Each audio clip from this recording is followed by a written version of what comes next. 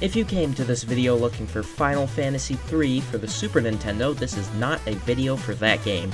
This is a review of Final Fantasy III, released for the family computer in Japan in 1990. For those who aren't familiar with the early Final Fantasy games, there are 6 in question here. 3 for the Nintendo Entertainment System and Famicom family, and 3 more for the Super NES and the Super Famicom. All 6 were released for the Famicom systems, but only 3 made it to the NES and SNES. The 3 games that left Japan are Final Fantasies 1, 4, and 6.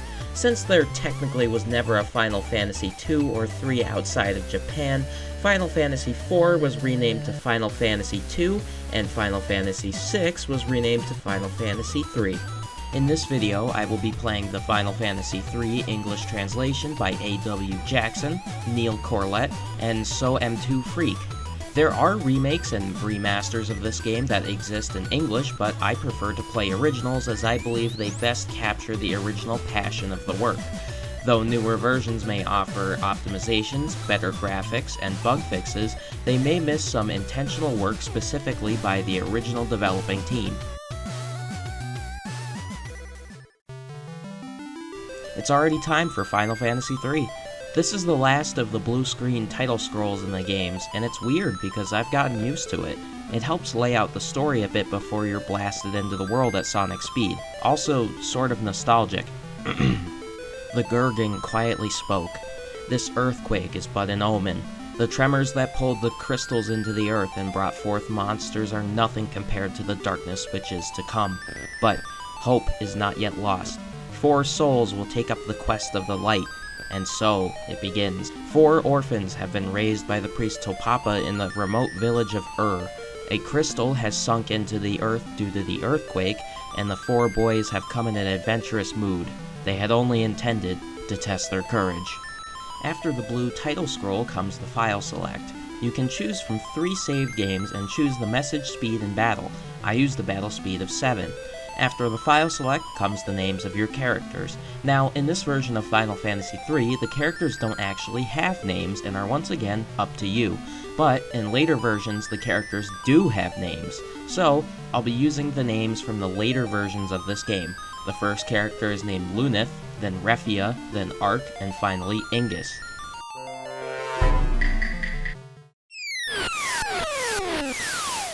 You start the game by falling to the bottom of a pit. Very convenient sinkhole we have here. This little dungeon at the beginning serves as a quick tutorial on how to play, and it allows you to get a feel for the controls. And not even 30 seconds into the game, here comes the first random encounter. Let's get into it.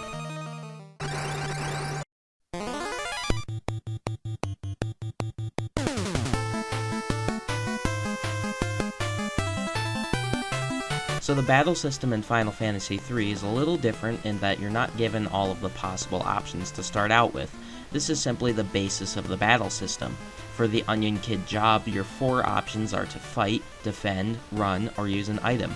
You can also press left or right to change your row on the battlefield. I don't think the introduction could be any simpler. Since there's quite a bit more depth to the battle system that gets introduced through the game, I'll come back to this section more and more when something specific happens up ahead. I will mention now, though, that a general battle requires a lot of attention. I think this game is when Final Fantasy left aspirations of board games behind and became more of a video game. The bouncing damage numbers, the special character animations, and so on have changed the feel of the game. I think it's better. It feels more alive. Straight after that are 2 treasure chests holding 1 potion and 1 leather shield. Even in this one room alone, you're allowed to mess around with nearly all of the core game mechanics, including the menu.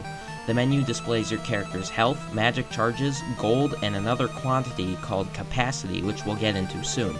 You have 7 options. Use an item, use magic, equip something, check the status of a character, change the row of a character, change the job of a character, and save the game. Saving can only be done on the overworld. Again, there's not much to go over yet. I'll keep the information flowing as it appears in the game. Right now, the only objective is to get out of this hole. Please keep this rock in mind as much as possible. This entire game focuses on map mechanics such as secret buttons and walls and fake walls to an extreme. Thankfully, it's well indicated. Just remember that if you're lost, there may be a hidden passageway. Otherwise, there will be a lot of different passageways in a single dungeon with only one right choice leading to the next floor. The dead ends usually have treasure in them, so that's good at least. Up a little further into the little cave is a room titled Wind Crystal. It's so bright in here. Very lucky of the four boys to have found some sort of treasure just by falling into it, but to be fair, the plot could be far more convenient and mindless, so I'll let it slide. Before reaching the crystal, you're attacked by flashing sparkles that turn into your first boss fight of the game.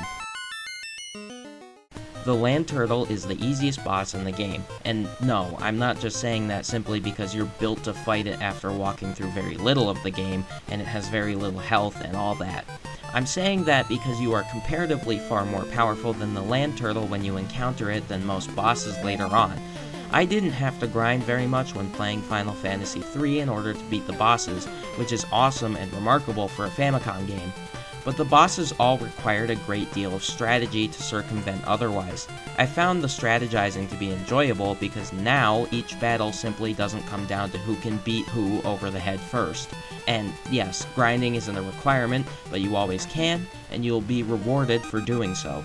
Once the land turtle is defeated, you can talk to the wind crystal up ahead.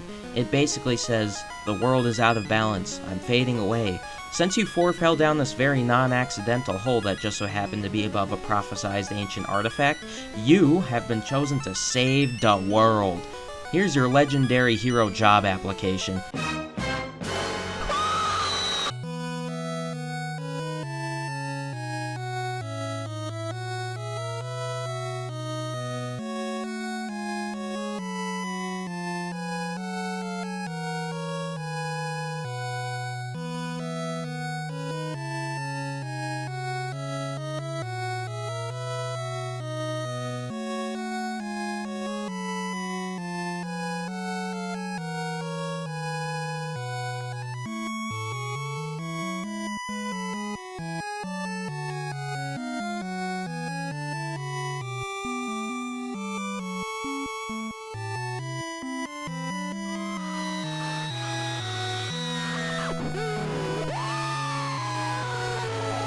The crystal restores your health and magic to full and allows you to leave.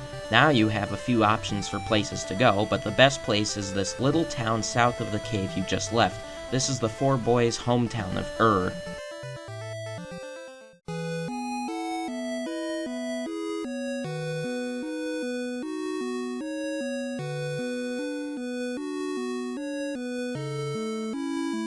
I recommend talking to everyone in this town because they will teach you important mechanics to remember for the rest of the game. Take this man in the southwestern corner of the village for example. He teaches you that you can use items on people by pressing the B button. I wish this mechanic was used more than it was because it's situational at best. Yes, you could say that it was a dodged bullet because then you could be running errands back and forth. But the way that it's used here is fine. It presents the player with that little satisfaction of being the one to, quote, pull the trigger, if you will. That's something that I feel a lot of modern games have just caught on to. The village elder named Topapa has a speech to give you. "You need to go on the adventure because it's your destiny." And then you could get a hug from Mom. Anyway, now that you've had a chat with the authorities, let's talk about the jobs that the Wind Crystal gave you. This is the most central new mechanic of Final Fantasy III, the job system. This is another mechanic that I'll bring up more and more further into the game we go. When you fight enemies, upon victory you will gain capacity points. These capacity points allow you to change the class of your characters. The Wind Crystal awarded your team with 5 new classes, or jobs, that you can choose to be. You have to unequip your character to be able to use a new job. As you use a job on a character, the character will become more skilled with the job. So then, in the beginning, you have 6 options. Let's go over them in depth.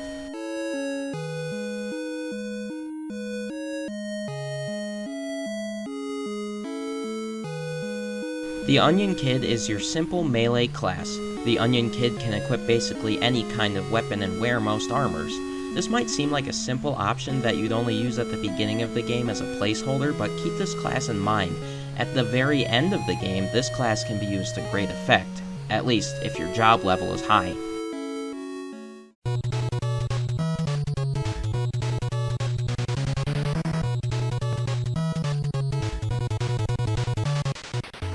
Definitely the go-to melee class. The fighter has a good bit of defense and can use plenty of swords and shields. The fighter is just all around a good choice, but the class does require some support from the sidelines. You'll need to collect set equipment and keep the fighter's health up to sustain the good protection. Fighters are far more powerful when dual wielding.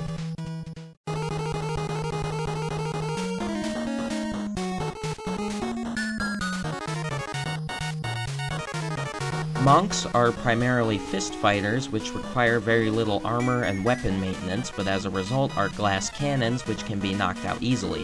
If you can afford to put time and some effort into leveling your monk up, then you can expect great physical power to come of it.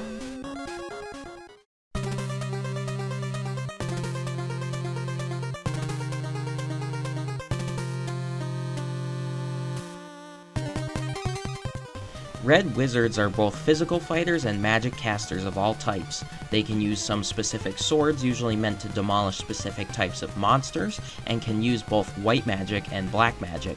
However, since the red wizard has access to all types of fighting, the red wizard also cannot be the best at any one skill. I don't recommend keeping a red wizard through the entire game, just the beginning here is fine.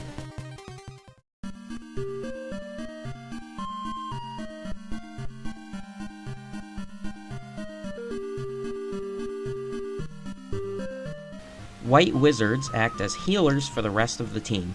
They should not be depended on for damage, though they can wield certain staves linked with status effects and have a couple attack spells for specific situations.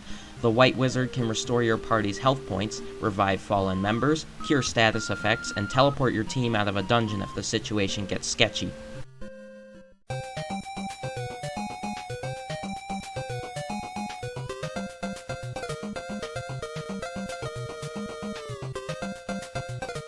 The Black Wizard is your go-to for elemental damage. The Black Wizard at the beginning of the game will only have access to fire, ice, and lightning, but as the game goes on, the Black Wizard's elemental arsenal will increase dramatically. They're a great pick for specific dungeons that rely on undead or other element-based enemies. The downfall to Black Wizards, though, is that they get hurt easily. They have little health to spare. You also really can't waste turns on a Black Wizard, as they don't have many weapons to use besides knives and bows. That's all of the 6 starter jobs. I want to clear up some worries that might have sprouted up in the wake of the jobs, so here are some answers. Question: if I use a melee class then switch to a magic class, will I have to grind to get all of the magic points? Answer: no. Magic charges are directly related to your character's overall level and not the job level. Just bear in mind that the only way to get magic charges recharged is to stay at an inn or use an elixir. Question: how can I possibly get enough capacity to be flexible? Answer: stick with a class that you like at first. As you level up a class, you will also decrease the amount of capacity needed to switch to it. Every class has a certain capacity requirement to switch to depending on what class you started as, which makes sense. For example, a fighter would find it much harder and more costly to become a black wizard than to become a monk. But if you're switching to a class that you've used for a while and have a high job level from fighting, then the job level will be subtracted from the capacity requirement. Plus, later enemies will give you plenty of capacity, so don't worry about that. Question: do I need to grind job levels to make a class good? Answer: not really. Your character's overall level serves as a baseline for all classes, so it's not like you're going to switch classes in the middle of a dungeon and suddenly face impossible battles. The job level just gives you an extra edge as you play as that class. Question: will I lose magic charges if I switch from a magic class? Answer: yes. Your maximum charge capacity is still connected to your character's level and job, but all the charges you just had will disappear if you change to a job that can't cast spells. Even if you switch right back, you can't get those lost charges back until you visit a bed. Question: how do I know what equipment will work for each job? Answer: you should check your types of equipment by switching a character around jobs. At the very least, you can tell if a character can wear armor or use a weapon before buying something by the pose they make on the shop screen and whether or not there is an X over the weapon icon. That's enough questions for now. The job system gets a bit more complex further into the game as you amass more jobs, but we'll leave it there for now. Since I have the option, I'm going to go back to my roots. The gang that I made from the first game is back together. I've got my fighter, my red wizard, my monk, and my black wizard. There are a few things to do around besides shop at the stores. There's a guy next to a well in an unreachable corner in the southeast part of town. How do I get to him? I see. I mentioned fake walls earlier, but when I said they were important, I meant it. Seriously, if you see something that looks oddly symmetrical, give it a shot. You can find quite a lot of treasure by no-clipping just about everywhere. Even in the late game, it's basically required. There are also invisible treasure chests hidden in the grass that usually have equipment in them which are available for purchase in the stores, so it's actually better for you to explore the town to its fullest before making any purchases. There is a storehouse to the north that is blocked by a bunch of easy monsters. Notice that in this storehouse there are a bunch of pots and that there are items hidden in the pots. There is also a hidden treasure room mentioned by the old man which introduces secret buttons once again. Again, no clipping in Final Fantasy III is your best friend. 3 more things to talk about before we get out of the first town and get moving. First off, if you find a bed, you can usually sleep in it to restore all of your health and magic. At inns, you'll have to pay to use the bed, but in the beginning here the beds are generous. There are 3 stores in weapons, armor, and magic. All 3 of those things act as items that you can swap around to your characters. A feature I was happy to see was that your characters show you what they can or cannot use. If a character can use an item based on their class, they'll do a little dance. Furthermore, when equipping items that cannot be used by a class will have their icon be replaced by a big X. This may sound just like common sense nowadays, but after playing the first 2 games where I had to do a whole bunch of investigative journalism just to find what was best, I was tired. Thankfully, I only had to open a guide for this game twice. Make sure to talk to all of the residents around. Is special just because all residents have tutorials for you, but the rest of the places have little cute cutscenes. There are usually dancers at the inns that dance for you.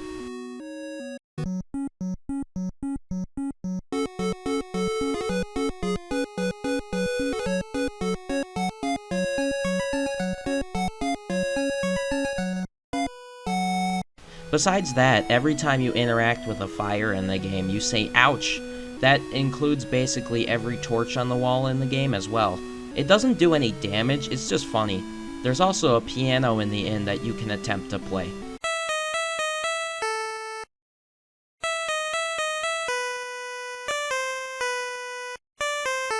Boo! You stink!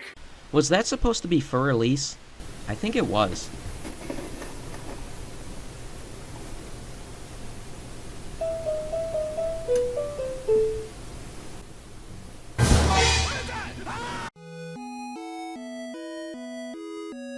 That's all good. Now I know how to play the game. Let's get a move on into the town south of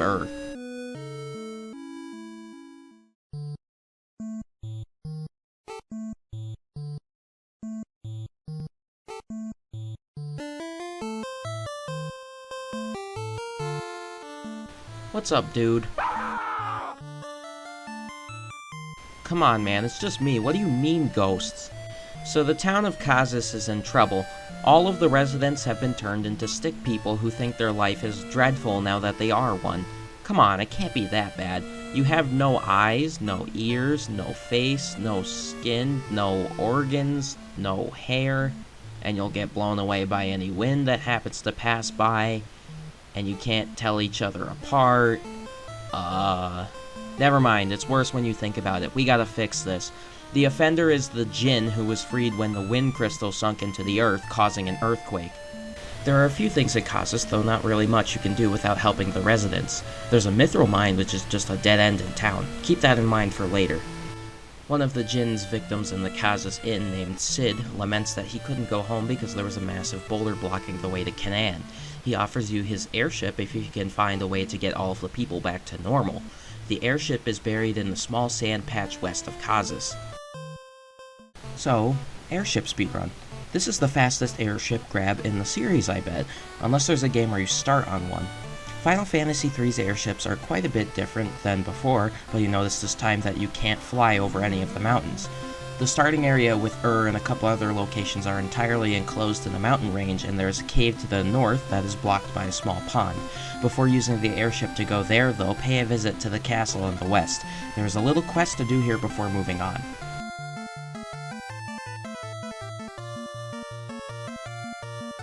Sassoon is in the same state that Kazus is in. Most of the unfortunate people have been transformed into stick people and have nothing better than to wander around aimlessly and helplessly. The king has also been turned into a stick person and is only distinguishable since he is on his throne. He tells you that the djinn can be sealed with a mithril ring which were made in Kazus before the djinn messed with the citizens there. The only one left is in Princess Sarah's possession, who is missing. At least if you're missing any health, you can use the princess's bed to regain it. How fortunate the warriors are to just storm a castle and take advantage of all of its treasure and resources. The only place to really look for Sarah is in the cave past the pond to the north, and with the airship you can get there. Before leaving the castle, make sure to check everything, because there is a lot of hidden treasure to find around. Sassoon Castle's left tower has a special blade for red wizard use protected by a griffin, which isn't that hard to beat. Not to mention, this is the first time you'll literally be clipping out of bounds to find treasure. Again, Sassoon will have a bit more to offer once you've cleared the djinn out, so come back after storming the Cave of the Seal.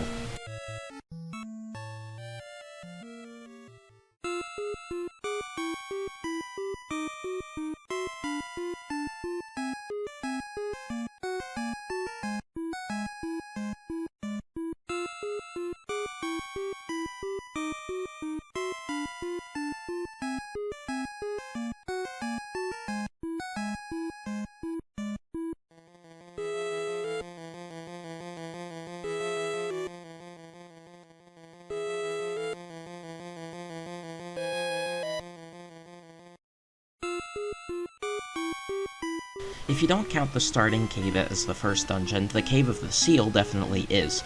This dungeon is pretty generic, but generic is fine for the beginning of the game. You've got to start somewhere. The enemies in here at least are dangerous. They're not impossible, but they deal a good bit of damage. The Slayer from Sassoon Castle works very well against the undead enemies as well as fire magic. If you have a bow and arrow, that does well too. Speaking of bows and arrows, I'll bring this up now because I found bows to be really lackluster after the first section of the game. There are many different weapon types that your characters can use, and often the weapons will be meant for a specific job. I have no idea if the bows are meant specifically for black wizards, though that's how I use them. Thing is, the bows are special because your bow user also needs to carry ammunition separately. You can only hold up to 20 arrows at a time in your offhand, so you'll be loading up your inventory space with the rest. The inventory is bigger than it has been, but it's still not infinite. There will be more weapon types later. The holy arrows deal plenty enough damage to the undead in this cave, so your best options are to have a red wizard use the Slayer and the black wizard use holy arrows to fight the enemies. Further down the cave, you actually do find Princess Sarah, who hasn't been turned into a stick figure. She was attempting to reseal the djinn alone, but welcomes your support as you draw nearer to the djinn's hiding spot. Sarah then joins your party and follows your lead character around. Whenever a story character joins your party, they will follow behind you wherever you go. They don't supply any combat help, they're just there for the plot. When you're walking around, you can press the B button to get some advice from them. I like this mechanic. It's perfect to keep you from getting lost or facing down impossible obstacles later. Sarah wasn't far off from the djinn anyway. He's standing on top of a small platform at the end of the dungeon on the next floor down. He can't be sealed into the mithril ring without being weakened first, kind of like a Pokemon. So instead, you have to detach him from the power of darkness that he's using. He's nothing to worry about, maybe a bit more damage than the land turtle from before and ever so slightly more than the mummies and skeletons, but it's not dangerous. Sarah then cleanses the dark magic from the mountain villages by throwing the ring into a special lake under Sassoon Castle, and then she laments that she can't come with you. We knew each other for about 5 minutes. With that, all of the townsfolk and the king are restored to their human forms. The king repays his debt to you by giving you a canoe, which allows you to cross rivers and lakes. Out of all the canoes in the game so far, this one is the most useless. When you have an airship, you can literally just fly everywhere and skip all of the water sources. There's not much foot travel that you can't cover without the airship. Out of all the canoes in the game so far, this one is the most useless. When you have an airship, you can literally just fly everywhere and skip all of the water sources. There's not much foot travel that you can't cover with the airship. Back in Kazus, Sid has been restored to his human form and wants you to escort him back to his hometown of Canaan. Just as soon as Sarah left, Cid fills your guest slot. The only problem is that Canaan is located outside of the starting area, and you'll need to break that boulder blocking the entry valley. Cid tells you that he can affix a mithril battering ram to the airship, and then you could just fly it into the boulder to destroy it. The blacksmith of Kazus named Tokkle can do it. Before leaving Kazus, though, talk to the residents in the inn. One of them tells you that there is a secret treasure cave in the mithril mine, and that there is a secret button on the northern wall. There are 2 mithril swords down that pathway, which are great for your fighter. Can we all give a hand to Cid? The mithril battering ram is an awesome idea. Let's do it. No more airship, now we just have to walk everywhere. Canaan is not far to the south of the entrance to the mountain range.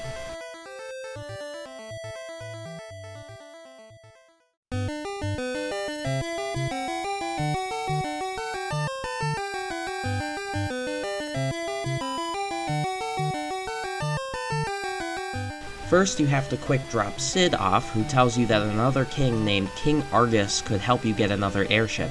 He then leaves to say hello to his wife. The townsfolk here have plenty of information on magic to tell you, so I suggest listening to all of them. They also say that an adventurer named Desh had passed through town and headed to a mountain south of Canaan. There's really only one quest here. Cid's wife is suffering from a sickness and can be cured using an elixir hidden somewhere in town. It's hidden in the grass past the waterfall, and on the way there you'll see a damaging tile for the first time. These don't show up as frequently as the past 2 games and have been replaced with a slightly less annoying sound, but the obtrusive flashing lights have not gone away. Damaging tiles still destroy your eyes as much as they did. If you give the elixir to Cid's wife, he rewards you with his life savings. There's plenty of weapons and other gear stored under Cid's house, not to mention some of the other secrets like in Serena's house where there is a pot that is seemingly impossible to get to. Other than that, Canaan is a transition town. The only important part of the town is Cid, because Cid is an airship mechanic. Remember that for later. The mountain that this adventurer Desh climbed is not far from Canaan, and the entrance is a good 7 steps from town.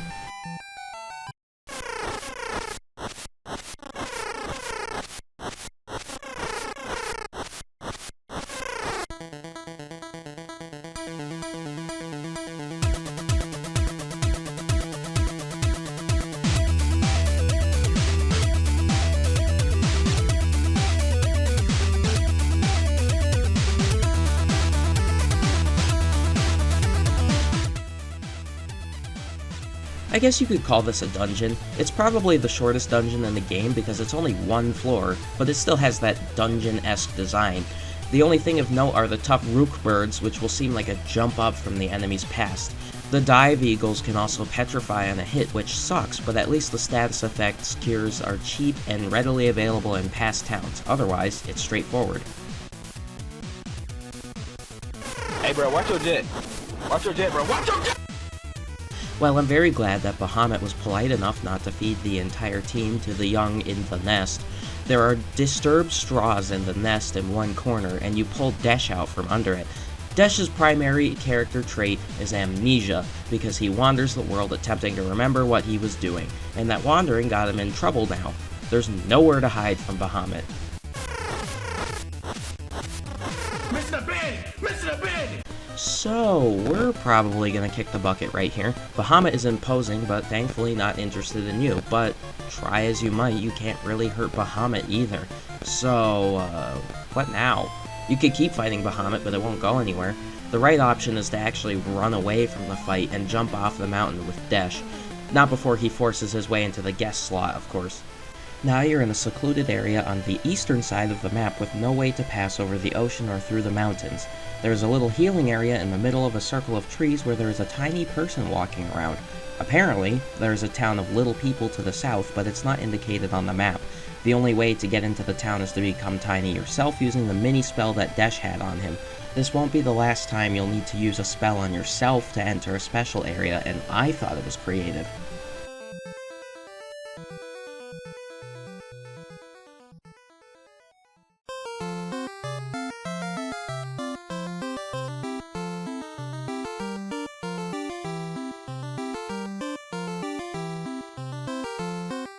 There actually is a town here. Do the people of Tozas get visited often, or is Desh the only one that comes here? The people don't seem that interested. At least their magic store is strong, so if you haven't found all of the starting black magic spells, you can pick them up here. Arrow is also available if you haven't gotten that already. I recommend again that everyone has some black magic spells. You'll see why in a moment. But this is yet another town that you'll only be in once. It's too bad, because this is probably the most unique town in the game. You could always come back here later, but there's no point to. The house in the northwestern corner has a sick person who upon curing will open the door to the passageway out of Tozas and the Little Peninsula. If you haven't noticed the special condition that I mentioned about the mini-spell, I'll tell you now because it really matters here. When you're small, your physical attack power and defense are both dropped to 1, regardless of equipment or leveling up. Fighters and monks will do no good down here, so you're forced to either play a lesser hand or switch your team around. The job system in Final Fantasy III comes with a huge asterisk. It is a game mechanic, sure, but it's not a player mechanic. The job system works for the game very well, but it does not always work for the player.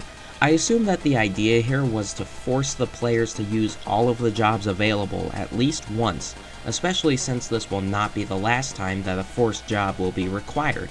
And sure, it accomplishes the goal, but it subtracts heavily from the creativity that the player is initially keyed into. That means that all of the training a player might do for their own team may mean nothing in the face of a forced dungeon. In these forced areas, you have to forego your strengths and play to the environment. But by switching to a job that you've never used before, your damage potential will be capped again since you'll have a job skill of 1 point. And this fact makes these forced dungeons really difficult because the enemies haven't gotten any easier. The only strength that transfers is your overall level, but that really only reflects health and magic charges. My opinion is that the players should have a wide berth of creativity to decide how to build their team, and that the penalty for not playing to the game's conditions should not be so high. I understand wanting the player to see all possible ways to create a team and experience all that a game has to offer, but Final Fantasy III has shot its foot there with capacity and class advantages. Eventually, you receive jobs that are just plain better than others, and you're then bound to those jobs for a couple dungeons. If you ever want to see high job levels, all of that experience must come from your own time spent grinding, and as we'll see later, Final Fantasy III expects you to meet a bar which can only be visible through trial and error. And obviously, capacity forces you to be cautious about switching jobs around so you don't spend a bunch of battles with a job you don't like. This dungeon isn't such a bad example of the game sweeping your legs from under you, but there are grave offenders in the future. There really isn't any other option in this dungeon though. It's either forcing all of your melee attackers to defend the entire time, or switch the entire team to mages. That's why I recommend putting some magic spells in your melee fighters' inventories. You never know if you'll need to switch around. Enough ranting for now. All of these battles are pretty much the same, so I'll skip to the end of the Hidden Road. The area back on the overworld where the Hidden Road pops out is yet another enclosed beach with a normal-sized cave entrance.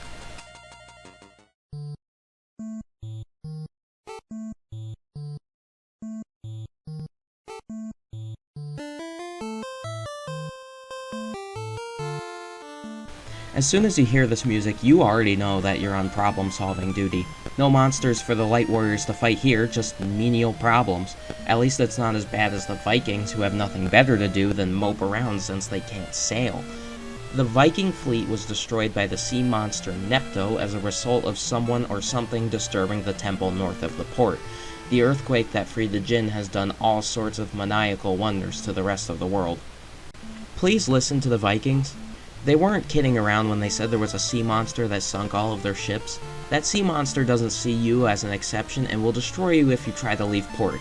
I don't think the Nepto fight is winnable. Believe me, I tried more than once. There is a lot of treasure that the Vikings are hiding, most notable of which is a set of level 3 magic spells including Fire 2, Ice 2, and Bolt 2. These are very powerful, but I recommend conserving the magic charges for the challenge that's coming. The only other interesting part of the Viking base is this cannon on the bridge out of the base, which you can shoot to your liking.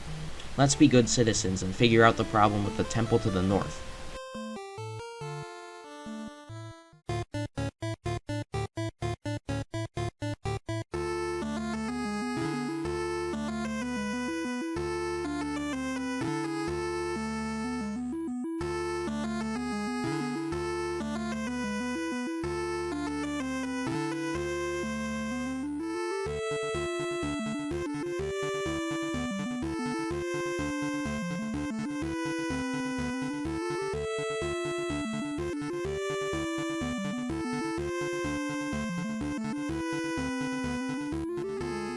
When you enter the shrine, you find one of the eyes on the Nepto statue missing. The eye was taken further inside of the statue, and you need to use the mini spell once again to chase the culprit. That also means that you can't use melee jobs again, so I hope you got some extra magic from a few times before. There is a whole motherload of melee equipment in this dungeon, including a Salaman sword and a carapace helmet. That's awesome! If you could actually use any of that stuff. Remember, when you're small, your defense and attack are reduced to 1, and the enemies in here are a bit harder to deal with than the ones in the hidden roads, so you've got to be a bit powerful before attempting this dungeon. The boss is located on the 3rd floor of this very short dungeon, and I recommend you bring all of your magical power with you, because this is the first difficult boss of the game. I now present to you, Big Rat. The Big Rat can use a bunch of annoying magic attacks and the special attack Flame, which hits everyone for a bit of damage. If the rat uses Fire 2 on your party, whoever it hits is probably out for the count. I recommend having at least 200 health before trying to beat the Big Rat if you don't have magic spells for everyone. This is the first of 2 times I ever had to grind in Final Fantasy III. I'm glad that there was not much grinding required anyway, but grinding is still grinding. In some games, the grinding can be entertaining if the battle system is engaging enough, but truthfully, in Final Fantasy III, it's not. Since the bosses are much harder than the normal enemies, you'll be conserving your resources for normal enemies, and all of the encounters on the way to the boss will be robbed of anything cool. Even if you have a town close by, it's better to conserve your magic charges. Let's take care of the Big Rat now. I assumed that the earthquake caused the eye artifact to fall off of the statue, then the Big Rat took the eye deeper into the statue. But now that you have the eye, you can restore peace to the Viking Base.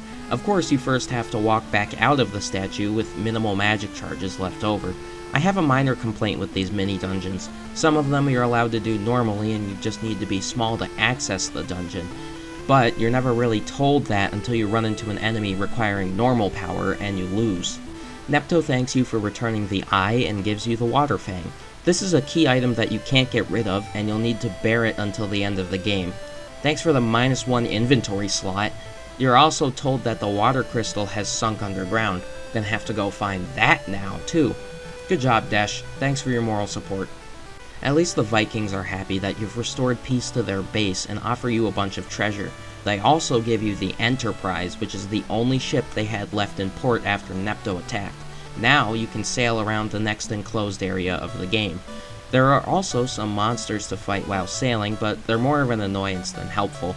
You can park the ship wherever there is land to set the ship on. But now there are a whole bunch of places to visit. Let's start at this castle to the west of the Viking base.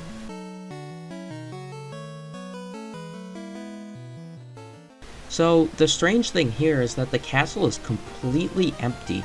There also doesn't seem to be any treasure to find here, though there is a place for you to restore your health and magic on the lookout of the fortress. If you're especially observant, however, you might notice that there are a couple secret passageways here that lead to treasure. There's a stairwell that seems completely inaccessible, but if you pull on the farthest right torch on the same floor, you can get to it. There is also a hidden stairwell in the room with the king's dining table across the room from the visible stairwell. The money in the chests here is always sorely needed and appreciated. There are also locked doors on the top layer of the castle that you can't get open for a good while yet. There will be more locked doors in the future that I'll explain how to open when we get there, but for now, just keep those two in the back of your mind. The next place to visit after the abandoned Argass Castle is a small distance south, hidden in a little grove between mountains.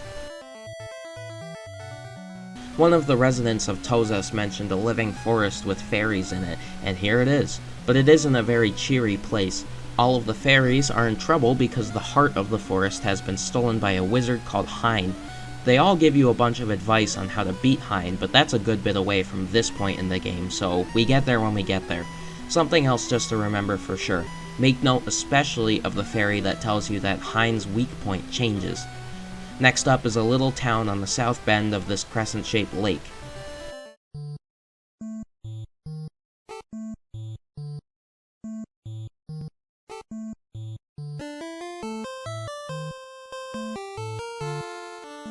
What's up, guys?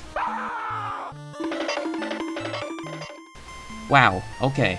I'm starting to think that the Light Warriors look terrible or something, because this is the second time that the residents of a town have just run away from them. You hear that music? Oh yeah, it's Goody Two-Shoes time again. Though, this time, the Warriors of Light are a bit too late. Tokkle has been destroyed by Hyne's floating castle, and all of the residents are cowering in fear. All of the young people and food have been taken by King Argass's army. The old cannot fight back and are left wishing for their children to break free. This sudden aggression from King Argass can also be tied back to the earthquake. The village elder in Tokkle says so. You can take whatever's left of the Tokkle armory in the fireplace of the house that the elder is in. There's a whole bunch of monk gear here, but whether or not the 3-part nunchucks are any good, I'm not sure. So that makes 3 places that will be far more beneficial after the big bad of this area is taken down. The next place to visit is mentioned by one of the residents, a village further west that is accessible by foot travel. On the way you might notice a giant hairball floating above the desert to the south. That's actually the eldest tree that the fairies in the living forest were talking about, though it really doesn't look much like a castle to me.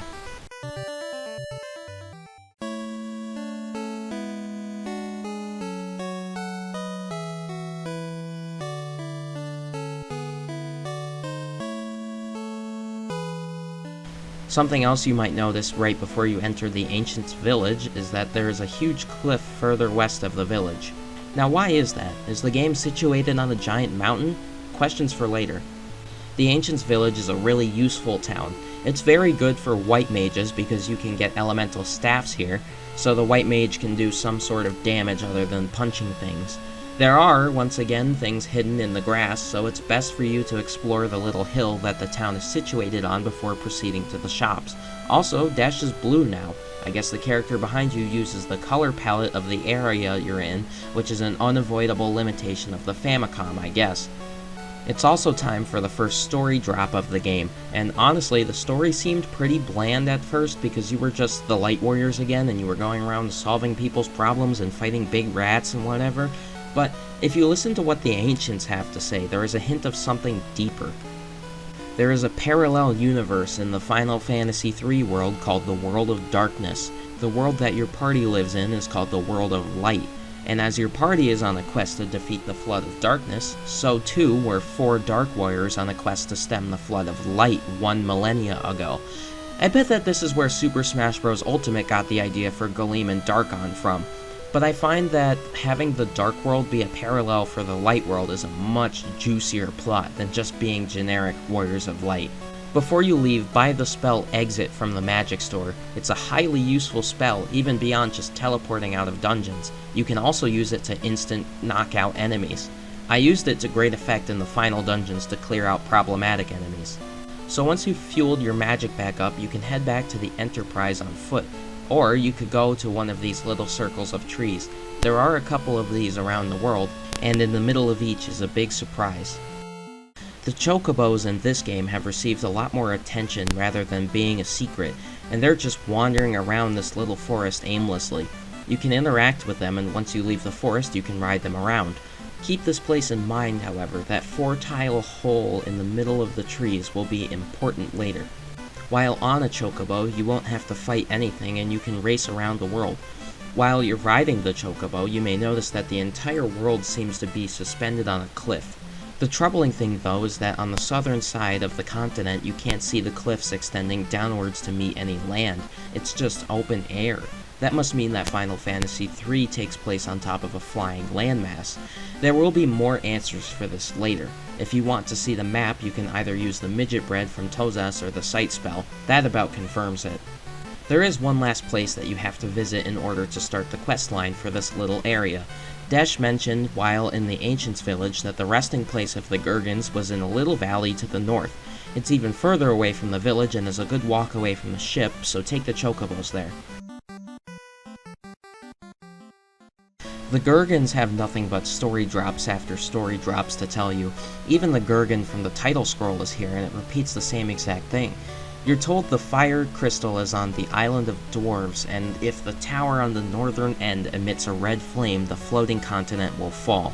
That about confirms that you're on a floating island. One thing is consistent among the Gurgans, that the future is bleak and uncertain. There is another Gurgan further underground that finally continues the game by giving you the Toad spell. Apparently Desh's time to shine is coming.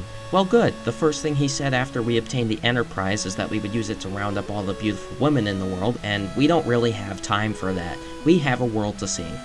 You need the Toad spell to enter the Tower of Owen to the north.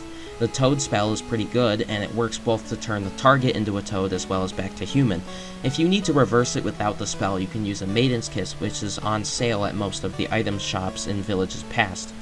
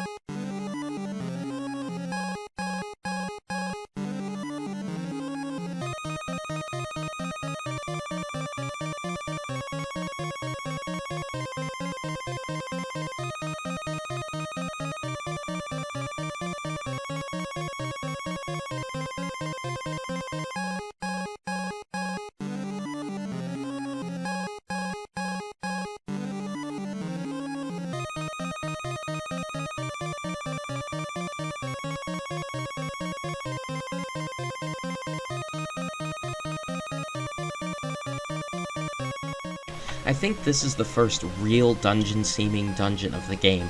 The rest have been just shallow caves or hikes that seemed like dungeons just because there were enemies there. But the Tower of Owen is actually a structure you have to infiltrate. My advice for this dungeon is to bring plenty of echo herbs with you. There are some enemies in this dungeon that can cast Mute, and while there are chests that have herbs in them, you're better off bringing a stock of them yourself. In order to access the Tower of Owen proper, you need to turn your entire team into toads so they can swim into the entrance. Thankfully, there is never a dungeon where you have to play as a toad for the entirety of it, but we've already crossed that bridge with the mini-spell. The entire way up is a massive conglomeration of cogs, metal meshes and wiring, thin catwalks, and metal-plated floors. The floors change colors as you ascend. The architecture really doesn't, however. The entire dungeon is a test of your decision-making skills. See, most floors will have a little side path that you can take for some visible treasure. You can always take the side path and face an extra encounter as a result, or you can take the short way and keep climbing the stairs. The encounters here aren't difficult and won't take much of your health, but they are costly for your inventory, as the mute spells are harsh here. The 5th floor is the only floor with a special feature. The way up is hidden behind a wall which is inaccessible without a secret button, and Desh remembers something for the first time in his life. You probably saw this coming when the Gurgans told Desh that his time was coming, but he does at least remember the Tower of Owen. With his knowledge, you can get a move on. The last floors have some magic casting items in case your team has been entirely muted at this point. There is also some extra melee armor if you've changed jobs for this dungeon and haven't had any new swords or armor. On the 10th floor, the boss Medusa is waiting for you. The red flame that the Gurgans warned you about is burning brightly for sure, which means that the floating continent is in danger of falling.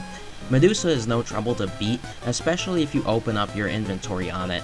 However, defeating Medusa doesn't save the continent. The fire is still burning and there's only one way to fix it, by jumping right into it. Let's do this. Leroy!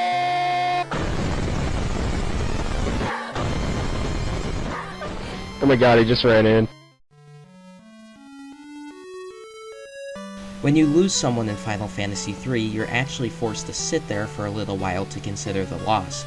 I think that's a really good thing, and an improvement upon the second game. It's a reminder that, as cartoonish as this game has been up until this point, these are still characters living in a world threatened by darkness. They'll do anything to save their world. Save him! Oh geez, stick to the plane! Oh Jesus, let's go. Stick to the plan! Desh has removed the whirlpool blocking the passage to the rest of the floating continent. From here, there aren't many places to go, and you could go straight to the Dwarf Island for the Fire Crystal, which is really close by, but there is one more place that you might remember from circling the continent on the Chocobo. There is a little town blocked by mountains and oceans to the east called Gisahl.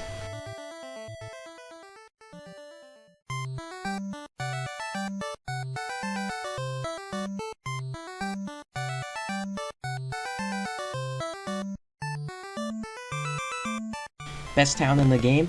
Not sure. It's definitely the funniest one. There are a lot of little wacky things in Gisahl that make it funny. For example, this carrot patch.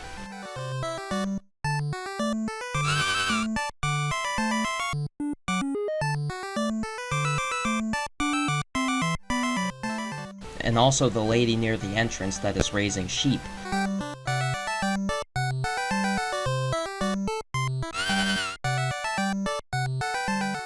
This is actually the only place in the game that these sheep are around. These people ain't no one's fool, they'll scream at you. Not to mention that talking to any of the animals resets the music. It's a bit maddening. Gisahl isn't just a random town though. It is optional, sure, but it is worth visiting. You can get some level 4 magic, both white and black here, but I recommend getting the black magic. You can purchase Break, which is a convenient spell that can just delete enemies from battle if you cast it enough. There is also a store selling magic keys that can unlock any door. You shouldn't carry many of these around as there will be locked doors in only a few places, but now you can break into the rooms in Argass Castle. It also appears that Luneth finally learned how to play the piano. Take a listen.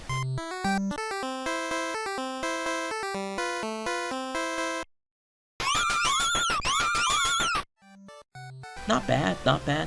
Of course, there are always secrets hidden around town, and you won't have to purchase any magic keys if you can find a couple. There are also a bunch of carrots to find, as well as carrots on sale. The main feature that I'm getting at with Gisahl are these carrots, which you should keep a few on you at all times. The man in the Chocobo stable with the Chocobos, no clipping out of bounds, tells you that if you take the carrots into a Chocobo forest, you might be able to meet the fat Chocobo. Let's see if his advice is sound.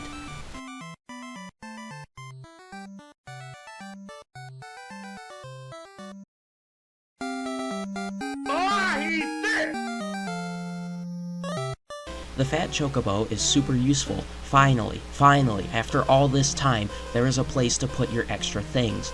The best use I found for the fat Chocobo was to put armor and weapons meant for jobs that I wasn't using at the moment so that I wouldn't have to buy the gear again.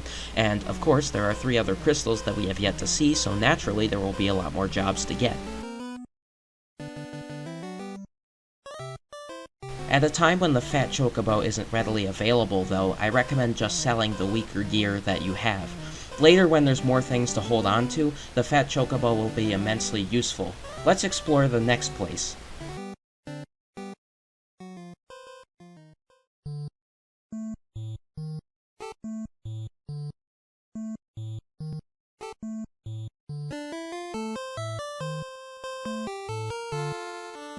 Do you hear that? Is that the song? The song of suffering people that need help? Again? Sure is. The dwarves are yet another tribe of people that are in trouble. Besides their goofy language, the other thing you'll notice is that they have been robbed. The dwarves have 2 ice horns that sit in the middle of their home, but one of them has been stolen by a villain named Guzko. Since they don't want to lose the other one, they put an invisible wall around it. The dwarves' shops are at least open, and they sell a lot of expensive equipment that you hopefully already have. They can sell you the Shining Staff, which has the Bolt spell tied to it, so your White Mage can do a little more damage. At this point, my general team was beginning to take shape. Again, not much to do here until the problem has been solved. Use the Toad spell to swim into the little dungeon where Guzko is hiding.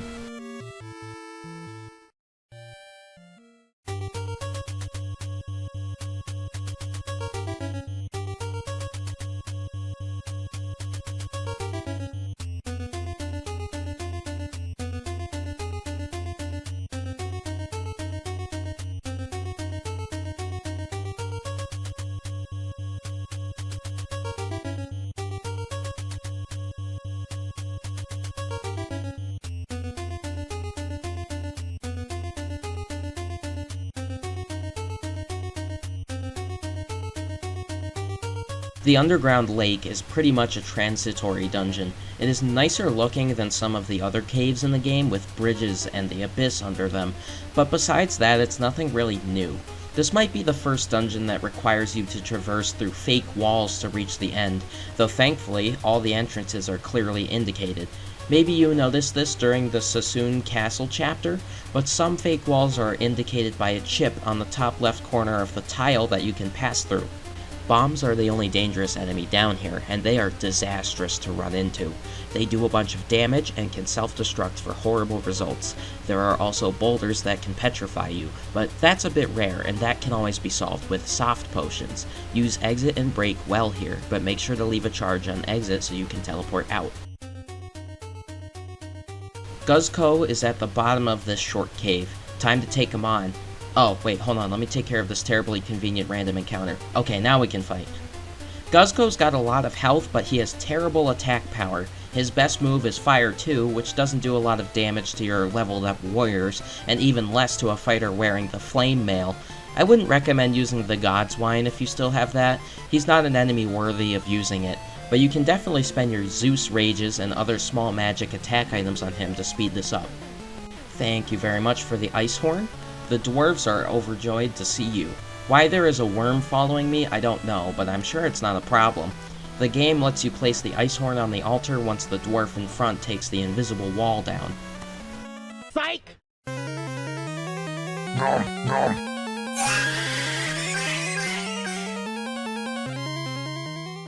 I didn't see a single dwarf raise a finger to stop him. Why would you assume that the robber wouldn't come again? Then again, I should have paid attention to the worm following me. So the underground lake dungeon and the Gisahl boss fight were a teaser trailer for the flame cave that he just went to raid using the ice horns. But I guess this works out for both parties because I'll get my crystal and I can get the horns back by eliminating Gisahl for sure this time. But first I'm gonna take a nap.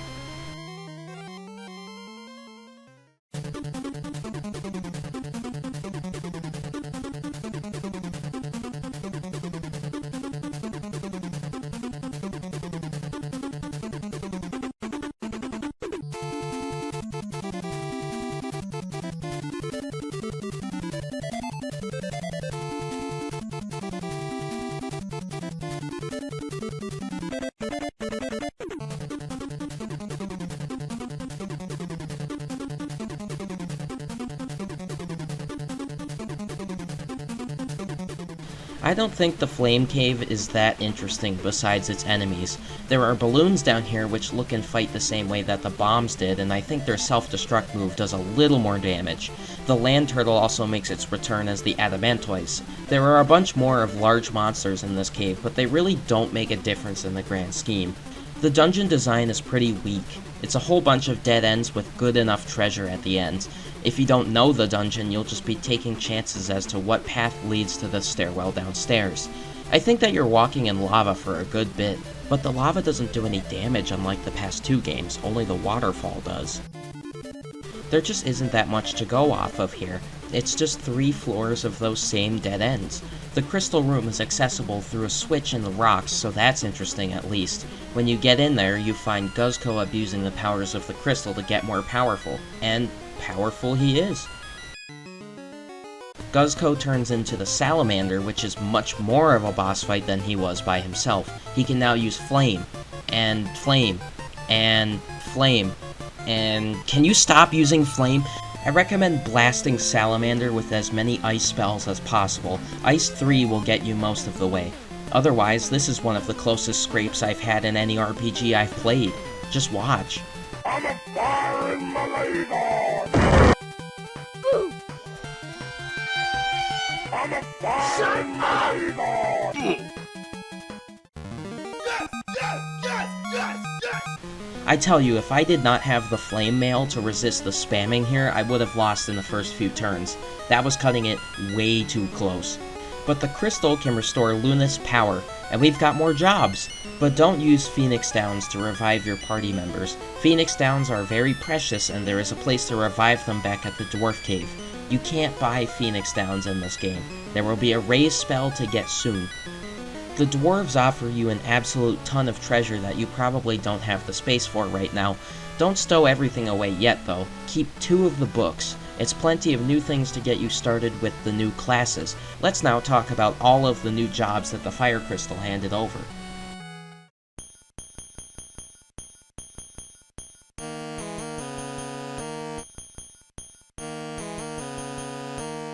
The Scholar is both an elemental fighter and not. Scholars can use books as weapons and beat their enemies over the head with them, and the attack can be elemental based on the type of book. Scholars have 2 new commands, Peep and Scan. Peep casts Libra on the target so you can read the health of the target, but Libra never worked on bosses anyway, so it's only good for extreme normal enemy strategy. Scan is a much better move because it exposes the elemental weakness of the target.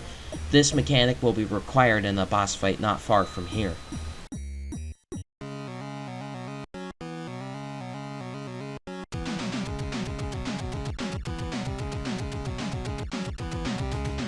I found the Thief to be situationally useful, but there are some things that the Thief can do which make the job worthwhile.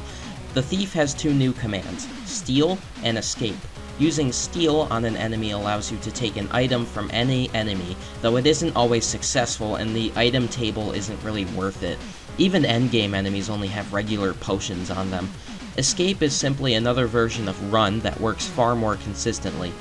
The Thief is skilled with knives. Apart from the other jobs, the Thief also has an overworld skill, lockpicking. If you switch to the Thief and try a locked door, you can break in.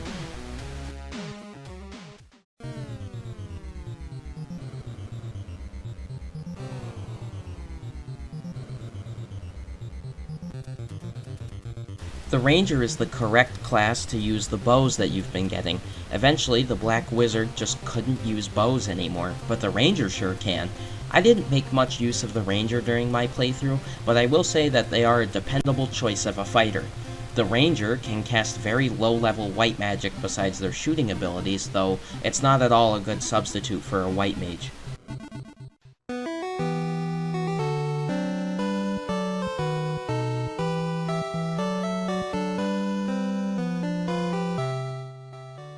The Knight is literally a better fighter than the Fighter. If you've had a fighter up to this point, I recommend switching over immediately. There will come a point where you get swords that only the Knight can use and you'll be forced to switch anyway, so switch now. The Knight has a slightly different look to the Fighter and can use basically all of the same equipment. There is one small difference between the Knight and the Fighter though. The Knight cares for the team. If one of your characters is on their knees at low health, the Knight will dive in front of them to take any damage directed their way.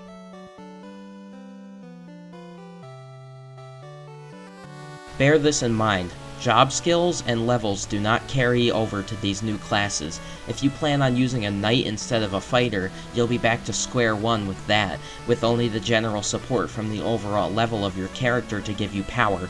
It's a necessary yet irritating sacrifice needed to make this system work. Let's continue with the story. A messenger from Tokkle comes to the Dwarf Cave and tells you to come immediately. How did anyone from Tokkle get here? Wasn't Tokkle the town that Hyne's forces destroyed? The only one around that could possibly have a ship would be Hyne, but whatever, let's follow.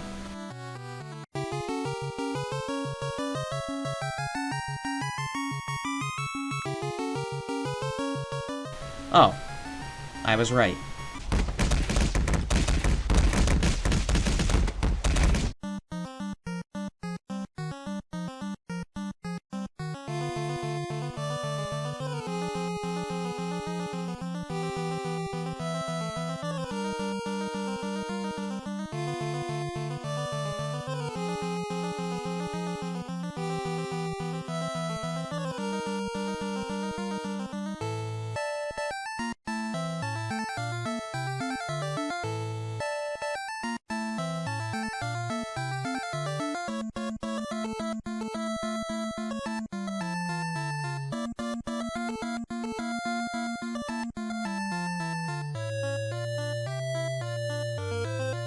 So now we're inside of the floating hairball above the southern desert, and in the same cell is the King of Argass.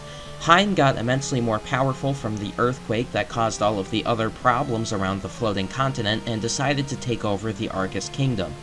He uprooted the eldest tree from the living forest where the fairies live and turned it into his headquarters, but thankfully he left all of the warriors' weapons and armor with them in the prison cell. In order to get out of the prison block, there's a single room you need to be small to pass through. You can use the Thief's Escape ability in case you don't want to switch all of your classes around again. That will get you through all of the battles in this room. The rest of Castle Hyne is filled with hallways with chests at the end of most. There is also one big treasure room you enter right after the mini room where you can get a bunch of money. You can also get the King Sword in the next room over. The rest of the dungeon is just pure walking, unless you get the rune bow in the last room. The wizard Hyne is alone in his throne room. There have been an awful lot of dropped hints about how to fight Hyne ever since getting the Enterprise. All of the fairies in the living forest basically give you a play-by-play on how to beat him. It is really the only way to beat him. You need to use the Scholar's Scan ability to detect Hyne's changing elemental weakness. Hyne can change his weakness at basically any turn though, so if you set up an attack and he decides to change it just before you hit him, all of your incorrect magic will heal him. Melee attacks just don't hit him either. It's not a hard boss fight if you have all of the tools required to win. When you beat Hyne, the eldest tree awakens and floats back to the living forest. The living forest is now closed to visitors for the next millennium as the forest needs to heal. In the meantime, you can go back to Argass Castle to the king to receive a humble apology and a time gear as a gift for saving the kingdom. He tells you to take it to Sid. Sid mentioned earlier that the king was very knowledgeable about airships, so it's about time you got another one. At least hopefully Sid won't recommend you blow it up this time. Not like his old vacation airship anyway. And Sid delivers. He takes the time gear and upgrades the Enterprise into an airship. The new Enterprise can only land on the sea, but it can function both as an airship and as a normal ship. Honestly, I don't see myself ever using the ship function because on the sea the Enterprise is just slower and you can run into encounters. There's no reason to come down except to land. Right after this point comes my favorite part of the game. From here until the next town. You'll see what I mean. I don't see anywhere else to go with the airship on the map. It can go off the map, however, so why don't I just fly away?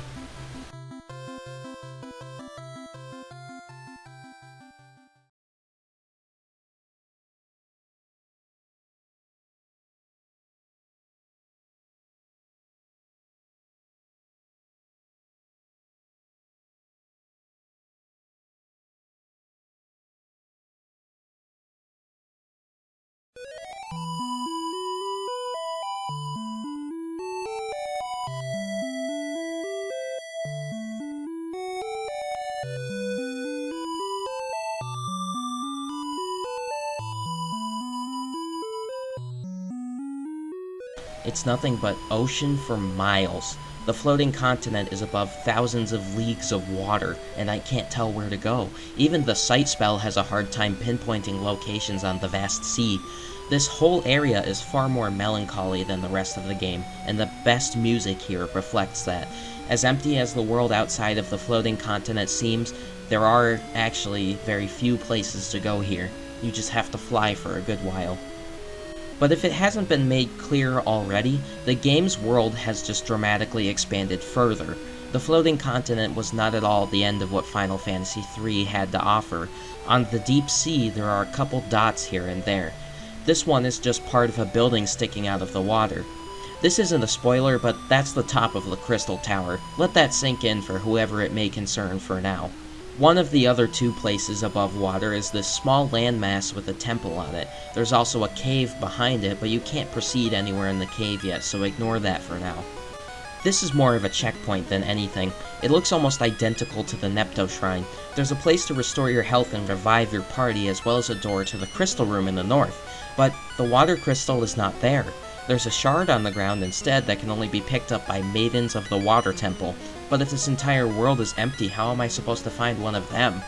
There is a single other place to check on the map. One of the islands have a galleon that ran aground on the reefs there, but the survivors surely must have starved by now.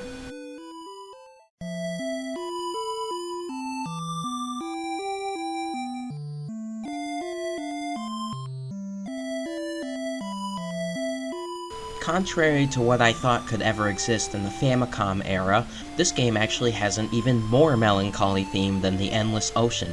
Have you ever thought about that? I had a hard time finding music for the Final Fantasy II video simply because there aren't many NES games venturing into the sad territory. This was still in the arcade-esque era. There are two people still alive on the bottom of the shipwreck, an old man and a girl lying injured in bed. The girl will wake if you give her a potion, thank you Sid for the indication, and she reveals that she is the maiden of the water temple named Elia. That's very convenient that she's still alive. It's good, I don't think it's bad that she survived, but these two are basically the only two people left in the wide open ocean world. Back at the water temple, Elia can pick up the shard of the water crystal, and now you can take it to the cave in the north.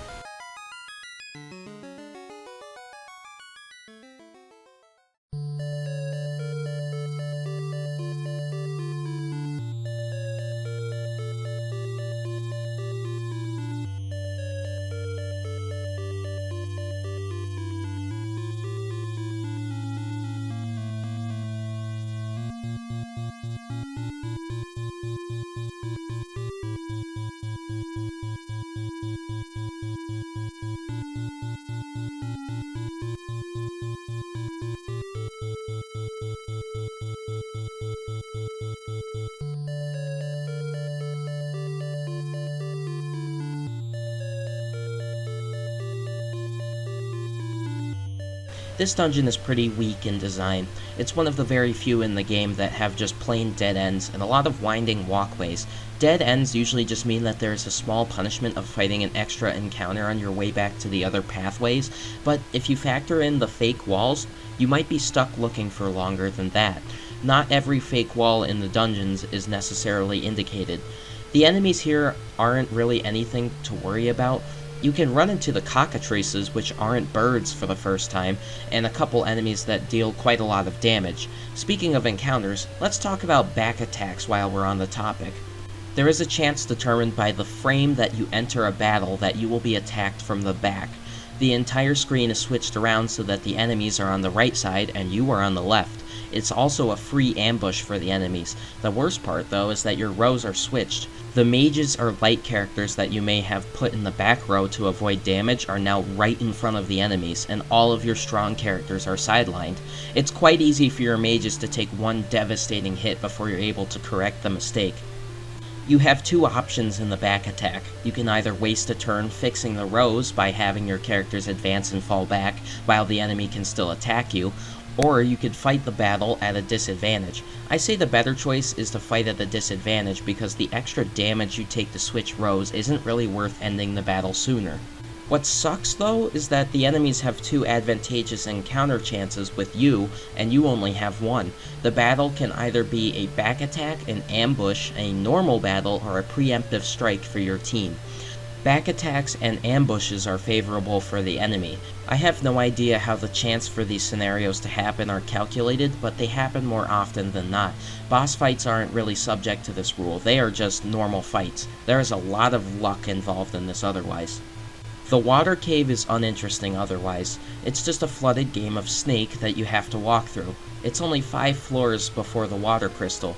There is no boss to be found here, so you can walk right up to the crystal and get some more jobs. For once, there is some mercy.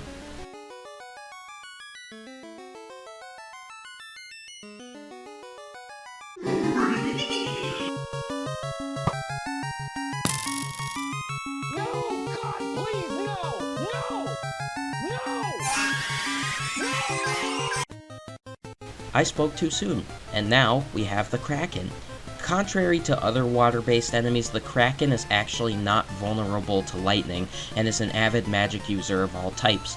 The Kraken's lightning is a capable spell that can do hundreds of damage to you, but, after all, the Kraken's health isn't that great, so you can still beat it before any of your party goes down. Elia is still alive, just in time for her last words. I can't believe this. We knew her for 30 minutes. How dare she perish here? Bro, why are you screaming? You barely knew her.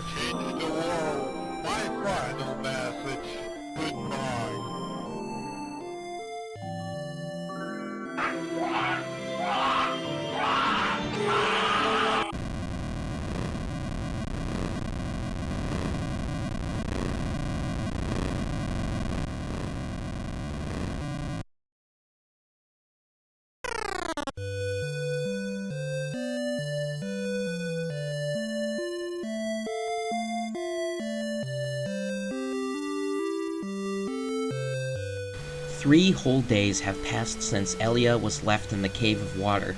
I have zero idea how the warriors were able to get out of that collapsing cave, but I believe in plot magic. Now that the endless ocean has receded, the real world is alive once again, and somehow all of the people that were stuck under a mile of water are still alive, not to mention all of the structures and vegetation under the water are virtually untouched as well. Sure. Thanks for the quick heal and stores, but I'm off to explore the rest of the real world. Wait, what the? Who put a chain on my ship? Are you serious? Never mind, I guess I'm not going anywhere. There's a fool south of Amur named Goldor that chained the Enterprise to the shore, and the way to his mansion is guarded by a bottomless swamp. So, in order to cross that, you need the floating shoes found in Amur Sewers. Since I'm not going anywhere, I might as well see if I got any better at playing the piano.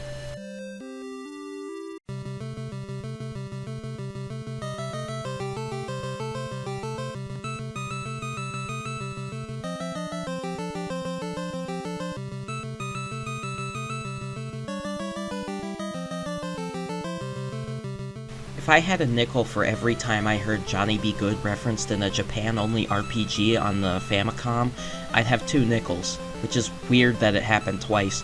The other example is, of course, Mother 1 on the Famicom. Besides the obvious problem with the Enterprise, there is more trouble in Amur as well. These 4 men are attempting to be the Light Warriors, but try as they might, they're really bad at it. I doubt any of them have fought literally anything, but keep trying, you can do it. Maybe. But those are my floating shoes. I guess if we're going to be doing real-world dungeons now, we need real-world jobs. Let's see what the 7 water crystal jobs have to offer.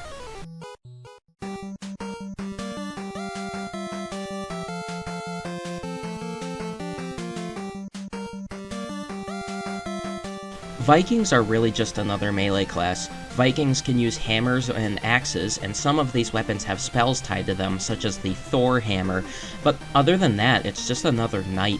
I think there is a mechanic in future games where Vikings draw all of the enemy's attention to themselves and take all of the hits, but that isn't so in the Famicom version.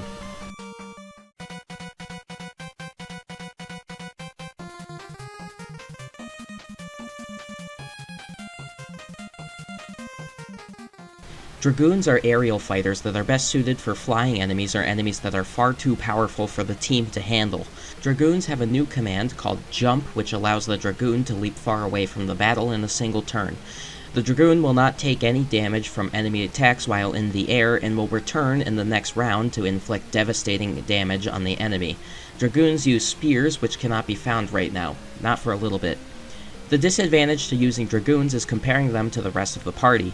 The party will have to fight without the Dragoon while the Dragoon is in the air, and the party is unable to cast any healing or support spells on the Dragoon during Jump as well. If you find yourself in a battle where Dragoons are necessary, you'll be depending solely on your Dragoons and nobody else.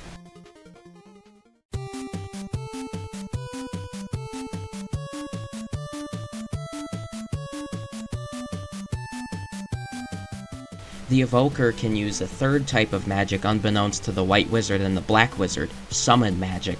Using Summon Magic, the Evoker can summon caricatures of magical beasts and creatures to fight for you. There are only 8 different summons in Final Fantasy III, which can all either be bought or found in various optional dungeons. The Evoker can cause a few different things to happen when using summons. For example, the Evoker can call up a Chocobo in the middle of battle, which has a chance to use the Thief's escape ability and whisk all of the party out of a battle. The rest of the chance will be the Chocobo failing and stumbling in front of your party, wasting the Evoker's turn. We'll go over the rest of the summons when we get to the Evoker town.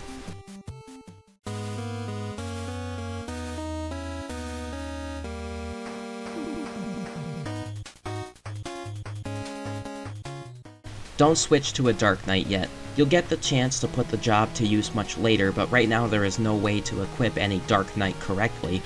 Dark Knights need dark swords and some special armor to fight, and in the dungeon where they are recommended they have a special role to play, which I won't spoil yet.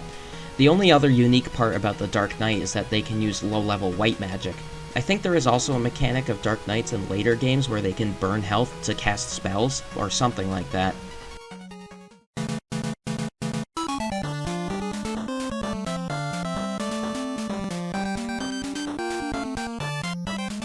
Black belts are an upgrade to the monk, which are able to use claws as weapons in battle.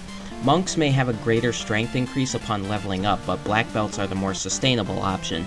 If you have the 3-part nunchuck still, that is a great weapon to give to your black belt. The black belt has a special battle command called Boost, which increases attack power. You can boost as many times as you want, but you can over-boost yourself and take critical damage.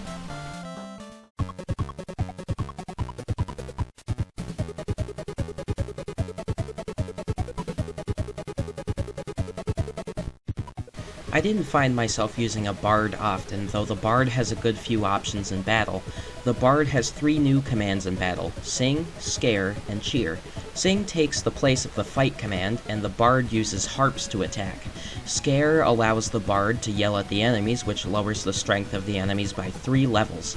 Finally, Cheer increases your allies' attack power by 10. Bards are definitely a good support class and nothing else.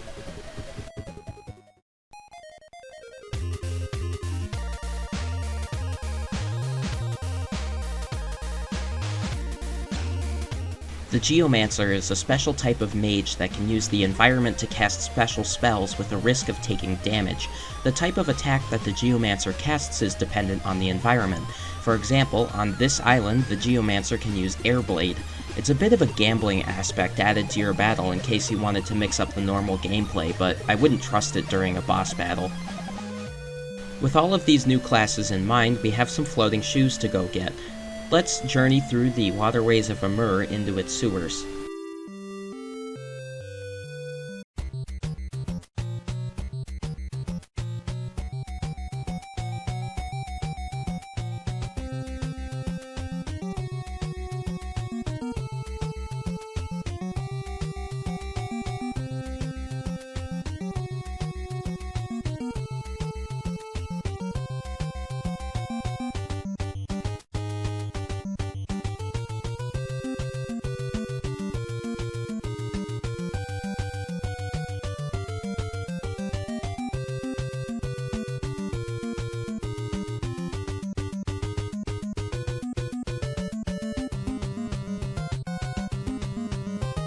Amur Sewers offer a short dungeon experience with a small bit of treasure to get you started on your new jobs. There's a cat claw on the first floor meant for the black belt, and a Thor hammer much further down. In the same little treasure room with the Thor hammer is the main gauche, and in the room across that is the orichalcum. 2 great knives if you're sticking to thieves. The dungeon's design itself is pretty similar to the Tower of Owen, and it is also much more interesting to look at than the random tunnels in the cave dungeons. I just think that all of the structured dungeons that take place in a castle or other buildings always seem to be better in this game than the caves. There are a lot more decorations and designs to take advantage of in buildings, like stairs and doors, than in the caves where everything has to appear naturally formed and unexplored. Enemies in the sewers have good physical damage, but can't take any by themselves. The only worrisome enemy is the Stop Roper, which can use the enemy's special attack Glare and confuse your team. Confusion in Final Fantasy III is only devastating if you let it stick around, but thankfully you don't need an herb or any other item to cure it. You could just slap some sense into your confused team member, though then you're wasting potential damage on your enemies. All of the battles in this game seem that way. It's every light warrior for themselves. You're just better off caring for wounds and statuses outside of battle, because by waiting to cure a problem, you leave yourself exposed for a turn where the enemies can just inflict someone else with something. Anyway, there are a couple of things that happen in this dungeon. The poor old men who thought they could be the light warriors just because they said they could are getting absolutely whomped by enemies from the first dungeon. Yeah, you guys can still do it. Ugh, fine. At least they admit their futility once the goblins are gone. The old lady at the bottom of the Amur Sewers named Delilah is flabbergasted that these 4 children could be warriors of light. Why? How did they get down here? Delilah attempts to trick the team with a bomb that looks like the floating shoes, but then realizes that we could fold her in half, so she gives us the real shoes. Then the old men prove their minimal worth and use Exit to get everyone out of the sewers. You know, Exit is a really good offense spell, right? You could have used it to get rid of those goblins. That, or the guy using it ran out of charges against the stronger monsters and couldn't muster anything to beat the goblins. If you're strong enough to use Exit, you can beat goblins with your fists. Come on, bro. With the floating shoes, you can cross the very tiny bottomless swamp and enter Goldor's Manor. 3 days of sleeping just caused too many problems.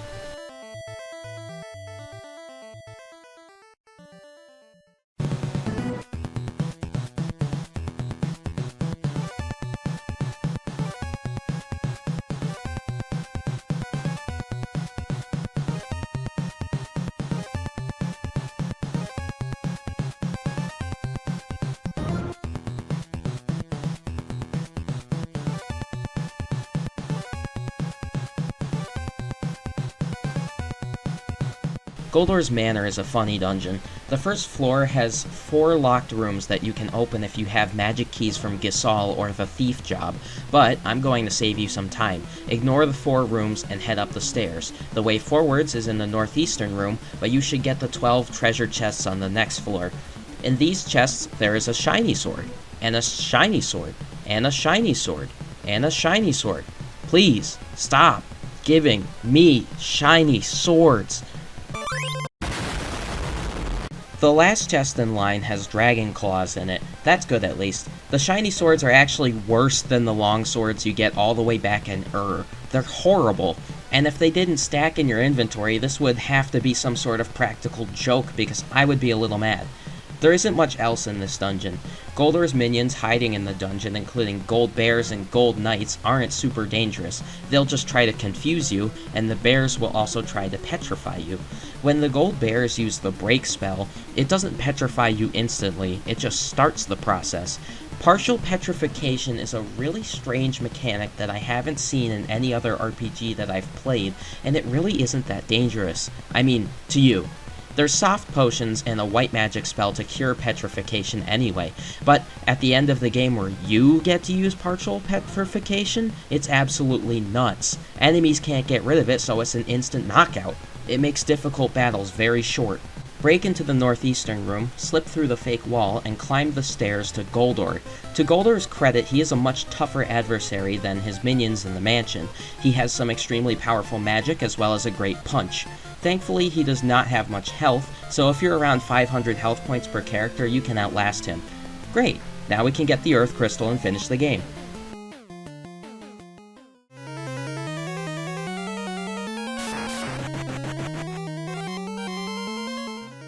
So, I think that means we lose. Yeah, we get the key to unchain the Enterprise, but what else is there to do? The Earth Crystal was shattered. There won't be enough power to defeat the darkness. There's gotta be another answer somewhere. With the Enterprise, you now have the entire world open to you again, and with the ocean lowered, there is a lot more to see around here. You'll notice that the world is divided into 2 continents, one in the northwest and a thin continent that covers the eastern side of the world. The world design, though, is a little strange. The important structures on the main world are secluded in the mountains, and all have convenient valleys that lead right to them. In fact, the map is intersected in multiple areas by a bunch of linear rivers which sometimes meet with each other or with caves. There are a few towns like Amur that are outside of these mountains, and you can visit them. First, let's go to this town in the far northwest area of the map.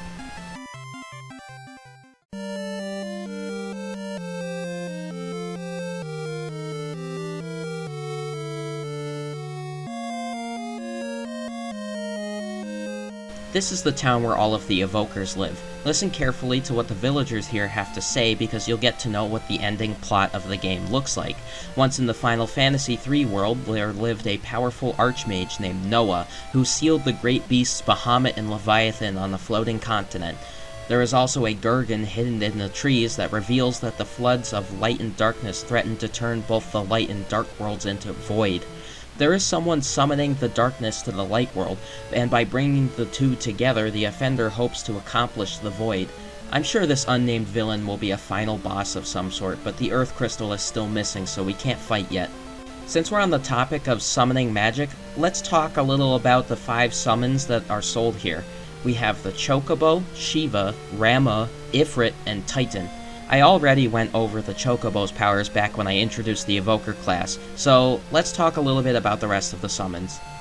Shiva can put enemies to sleep, Rama can use lightning bolts, Ifrit uses fire, and Titan uses earth attacks. These attacks are more of a reflection of the magic spells than they relate to, but they're special because they ignore an enemy's magical defense. They will deal plenty of damage no matter the enemy. Moving on, the next town to visit is on an island just off the coast of the northwestern continent. It's basically right in the middle of the main world.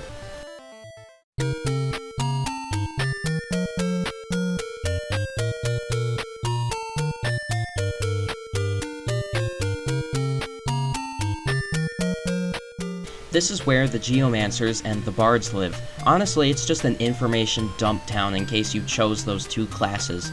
The Bards here have some songs to sing which aren't really songs, as they are more just extra lore if you didn't go to Leprit. Some of the songs are very helpful though.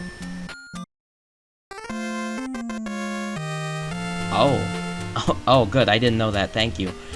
Then there's this guy. Did you know that there are official lyrics to the Chocobo tune? Well, now you do. If you listened to all of the townsfolk in these two towns, you would have picked up a bunch of dropped hints about extra places to visit. Don't pursue these places yet. The areas where Bahamut, Odin, and Leviathan reside are inaccessible right now and also too difficult. Other than Leprit and Dastar, there's a massive kingdom on the coast of the northwestern continent, so that's the next accessible place to go. Whoa, hey.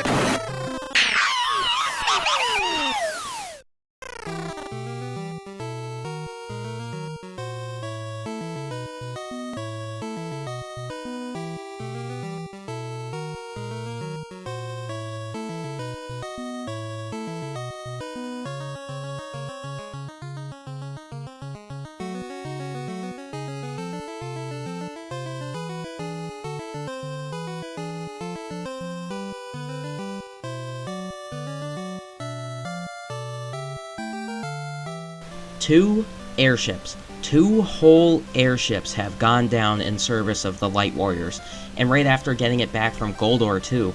The Enterprise got a lot more mileage than Cid's vacation craft, at least. Worst of all, the Enterprise was shot down in the middle of an active war zone. Can't go towards the castle, it's closed. You also can't leave the kingdom because the gate across from the castle is closed. Best to visit one of the 4 chunks of buildings. They are all separate villages, even though technically they're still part of Salonia, so there is an awful lot of exploring to do. There is also a small dungeon in these villages, but we'll do that last. The first thing to do is to go to the pub in the southwest chunk. Inside there are 4 knights making fun of a kid with a crown, and it's your job to put the 4 guys in detention. It's just 4 gold knights from Goldor's place. They're not much more of a fight. When they're beaten, the child says that he is Prince Alice and he needs to get back into the castle as he was banished when the king started the civil war. But as this goes, that's the Warriors of Light job now. All 4 of these sections have plenty of places to shop and sleep, but only one of these shops are open. There is a weapons store open selling wind spears, but don't buy any. You'll find a few of them from the townsfolk and in the little dungeon. Having Prince Alice in the party opens Salonia up a little bit. The talk of each town is mostly the same, about the king, and about a legendary bird named Garuda that has been seen above the kingdom. Apparently, only dragoons can defeat it. There's a large library in one of the quadrants that has also been closed by the king's command. Prepare for some story material later. Let's check out the little dungeon now. I don't think I can call this a dungeon, because if I called this a dungeon, I would have to call that little side quest to get the Slayer sword in the beginning of the game a dungeon as well, and that's even less of a dungeon than this is. The first floor is a little goofy because you have to blindly wander out of bounds to get to the stairwell upwards. Hey, did you switch your team to Dragoons yet? How about now? How about now? Or now? Maybe if I give you the Dragoon Jobs chestplate you'll switch? Or spears? You don't have to switch to Dragoons in this dungeon, but before you enter the castle, you absolutely should. Even though the king banished his son from the castle, when Alice returns, the king asks for his presence. You're taken to a bedroom and told that the king will hold an audience with you tomorrow. I'd like to take this time to remind you that the Warriors of Light are still children, and staying with Alice in this room is the equivalent of a sleepover. The funny thing is, I think the team has slain at least 10 mythical demons and monsters, but it's still just like a sleepover since they chatter to each other from bed to bed before sleeping. Alice has some heavy questions. Why wouldn't the king love him? I'm sure that this is all a big misunderstanding.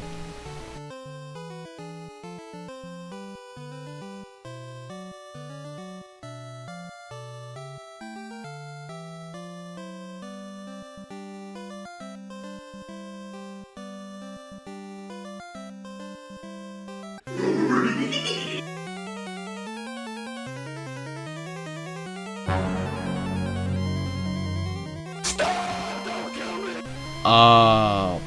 We've got disloyal right-hand man number 5 in the series here. You're ugly, you're disgusting, I'm gonna kill you. Shut up! Oh, Birdman. The fabled Garuda is in Alice's bedroom. Well, can I help you? For the Garuda fight, you're basically expected to use Dragoons to survive, because there's no way you could be high enough level to tank Thunder right now. Unless you grind it, but there's not really a point to. Using the jump command, the Dragoons can get away from any of the Thunder attacks before it hits them. However, there is always still a chance that Garuda can get off its attack first, and your Dragoons just get hit anyway. No matter what you do, this is still a massive difficulty spike in the middle of nowhere. So, obviously there has to be some downside to the Dragoon, because you can't just keep avoiding all kinds of damage by jumping out of the way. If that were true, you might as well turn your entire team to Dragoons and just jump in every single battle. Then you'd be virtually invincible.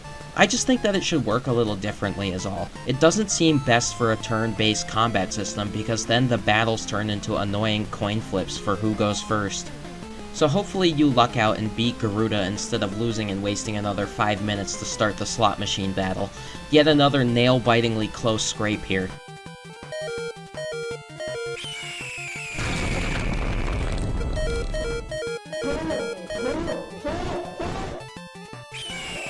Watch out, watch out, watch out, watch out! Yes! Oh my god! It's over! I guess we can add Gigamees to the list of servants that betrayed their masters for power, including Hyne on that list from earlier in this game as well. Funny that it happened twice in one game. And King Gorn has lost too much blood. Maybe he shouldn't have stabbed himself, or at least stabbed himself in a non-vital area. I don't know how Gigamee's control works, but now we have an 8-year-old on the throne of the biggest kingdom in the world. This is a reminder that Salonia was basically the biggest required side quest because the Earth Crystal is still broken. That's great, but can I have my airship back? The castle's stores are absolutely filled with treasure for your different classes, so make sure to take advantage of the free fat chocobo in Salonia to store the extra equipment. There's also a bunch of secret paths around the castle with more treasure. I wonder who that is. The engineers that live in the castle have an airship that they rescued from the ancient ruins to give you. Thank the Lord. The Nautilus is powerful enough to bypass the Winds of Dalag, which is a valley that the Enterprise could not enter to the southeast. I guess that means that it's the next place to go. There's also 2 mages inside the castle that reveal more about the Archmage Noah that was mentioned back in Leprit. Noah had 3 disciples named Dorga, Un, and Zand. We're about to turn the airship game up a notch. The Nautilus absolutely breaks the speed limit, maybe even the sound barrier, and pushes the console to its absolute limit as it attempts to render the map ahead. The Nautilus can also actually land on the ground. The winds in the Dalag Valley also carry new enemies on them, and the encounter rate is especially high. There's also a dead end in this valley. That's a little cheeky. But on the other path, there is a Victorian mansion sitting alone in a clearing. Let's land and check it out.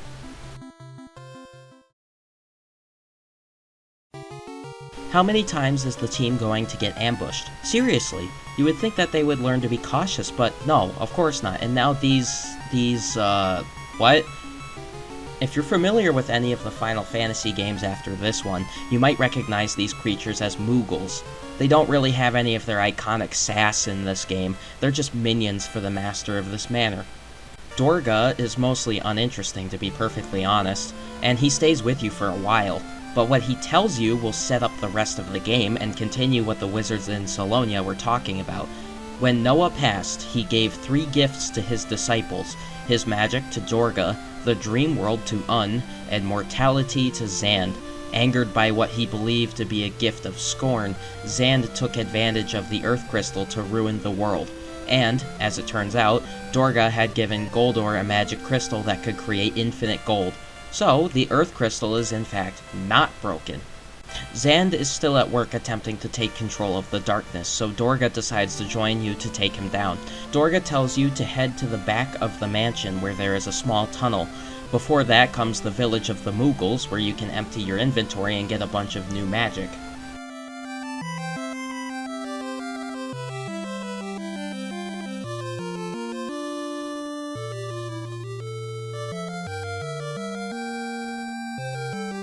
Make absolute sure to pick up Haste while you're here. It's a powerful spell that doubles the amount of hits per attack.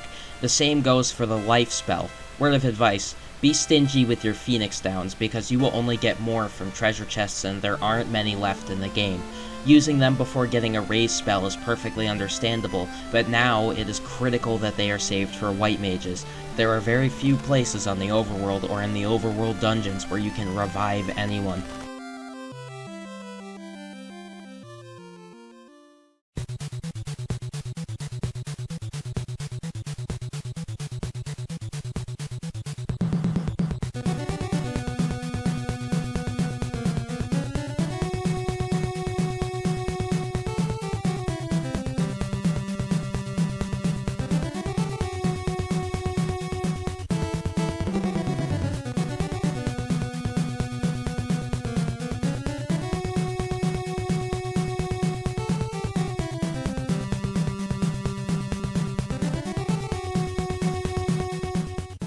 Forced mini-dungeon number 3, I think. There hasn't been one in a while, but I still don't have a full team of mages and I'm not about to spend all of my money at the Moogle store to get those missing spells. The enemies here dish out tons of physical damage, which is natural because you're mini, but some of the enemies can also use powerful magic which can deal hundreds of damage regardless of what row you're in, so get ready for that. I recommend using thieves to escape from every battle down here because they're not worth risking a game over for. This is a pretty short dungeon with only 3 floors and a bunch of dead ends everywhere, so you wouldn't get many experience points out of the deal anyway. Not that there's anything interesting in this dungeon in the first place. There is absolutely no treasure to find here. That makes sense, because this is just a rat hole in the bottom of a mansion, but it won't stop me from hoping that there would be. At the end of the Magic Circle Cave, there is a huge exposition dump which might not make sense right now. Dorga says that he doesn't have much longer to live, which is strange that old age is catching up to him right now, but maybe walking down 3 floors of a dungeon was enough. I have no idea how old Dorga is anyway. The Nautilus gets enchanted for submarine powers, always nice. Then you get directions for the first time since the dwarves and the fire cave. I'm talking about cardinal directions, and not just the name of a place on the map. The Temple of Time is south of Salonia under the sea, where you must find Noah's lute. You must wake up Noah's second disciple, named Un, hidden in the northwestern mountains. Dorga goes to retrieve the Eureka key, which I don't know what that means. My brain's about to explode from all of this information. Let's take the Nautilus for a spin underwater.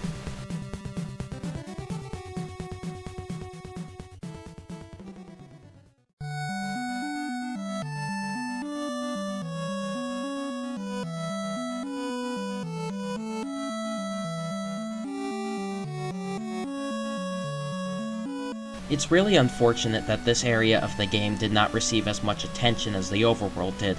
It's very atmospheric. There are even fish and sometimes an octopus that will swim by, not to mention all of the air bubbles. The world below the water isn't that much different from the overworld, and you'll really only use it to access specific underwater locations. There's no reason to spend time underwater for the same reason that you probably didn't sail the Enterprise around. There are encounters down here. And even if there are encounters down here, they're nothing special. These enemies are better to try new weapons on than anything else. You'll really only see them if you're in transit. Before heading to the Temple of Time, there are a few optional things to do. There is a little house on the south side of that country which was previously inaccessible due to the surrounding mountains, which we'll visit first. But, armed with the Nautilus, you can find a narrow mountain pathway through the lake.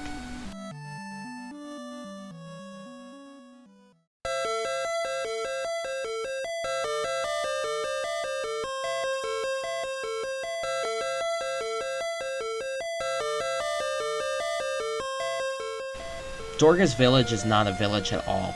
There aren't even houses inside of the village, though there are way more stores than there have been.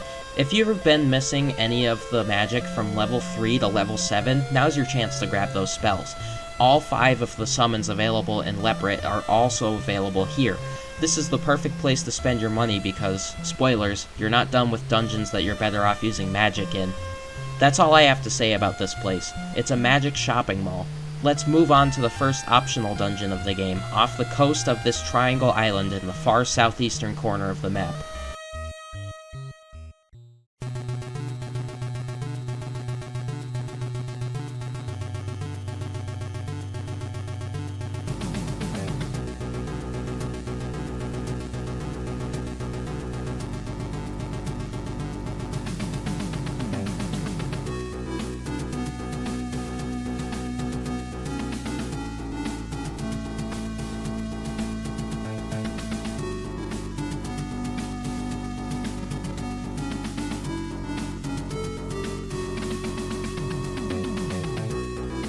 This place was mentioned in Salonia, I think, by one of the residents. It's a fair bit of difficulty spike with the enemies here, especially if they gang up on one member of your party. The Aegul enemies are very dangerous by themselves and should be treated carefully. Use whatever ice spells you have to deal with them quickly. The dungeon is 3 floors in length again, with more treasure to find the deeper you go. It's the perfect place to get geared up for the next few dungeons, as there are weapons available down here that are valid choices until the second to last dungeon. There are 3 chests on the second floor, but I recommend the northeast chest the most because it has a defender sword in it. The defender sword has the spell Safe tied to it, which is extremely useful in these uphill battles. Treasure is littered all about the 3rd floor. There is a random assortment of different classes gear, including a new knife, a new harp, plenty of diamond armor, and a diamond ring. If you notice the fake wall on the southwestern wall, you can find 4 more treasure chests with the best rewards of the entire dungeon. All 4 of these chests are guarded by various enemies that will make appearances in the last few dungeons. These include a zombie dragon, a Periton wyvern, a deathclaw, and an eater. The only dangerous enemy is probably the Deathclaw, for a very simple reason that I'll show you right here.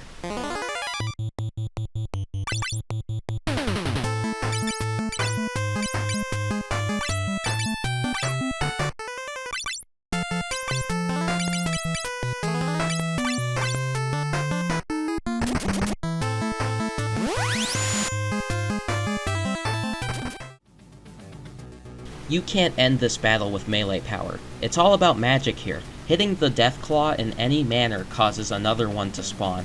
What might seem like an easy battle quickly gets out of hand. The worst part is that the Deathclaw is not the only enemy that does this, and it's really hard to tell what enemies will and won't split in the future. It's super annoying because it's not like you can switch jobs while deep into a dungeon. I mean, you can, but you won't have any magic charges for a magic job, so you just have to spend an elixir. It's just really bad all around.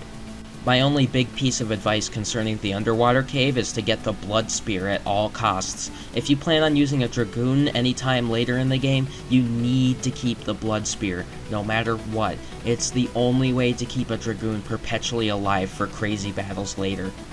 Get all of the treasure and get out of here. There is one more optional dungeon to visit before the Temple of Time, and it involves Salonia. Remember the secret room where there was an inaccessible knight behind a wall? The guard there said that there's no way to access the deep tunnels under Salonia from inside the castle, but with the Nautilus there's another answer. The Nautilus can slip right into a little cave off of the southeastern corner of Salonia. Before that, let's go into the Salonia library. There's a bunch of information in there that will become relevant in a little bit, but you can pick up some lore in there too if you're interested. There are books giving slight details about the flood of light 1 millennia ago and the rise of the floating continent. There's also a book about the best airships of the year, with 2 of your ships in it. I'm surprised how fast the engineers wrote the Nautilus into a book, but how did they know that it was a submarine? And they listed the Enterprise in here even though they shot it down. Jerk. One of the books talks about a town called Fargabaad in the mountains west of Salonia. I'll bring this up later too, but don't forget that this town exists. Seriously.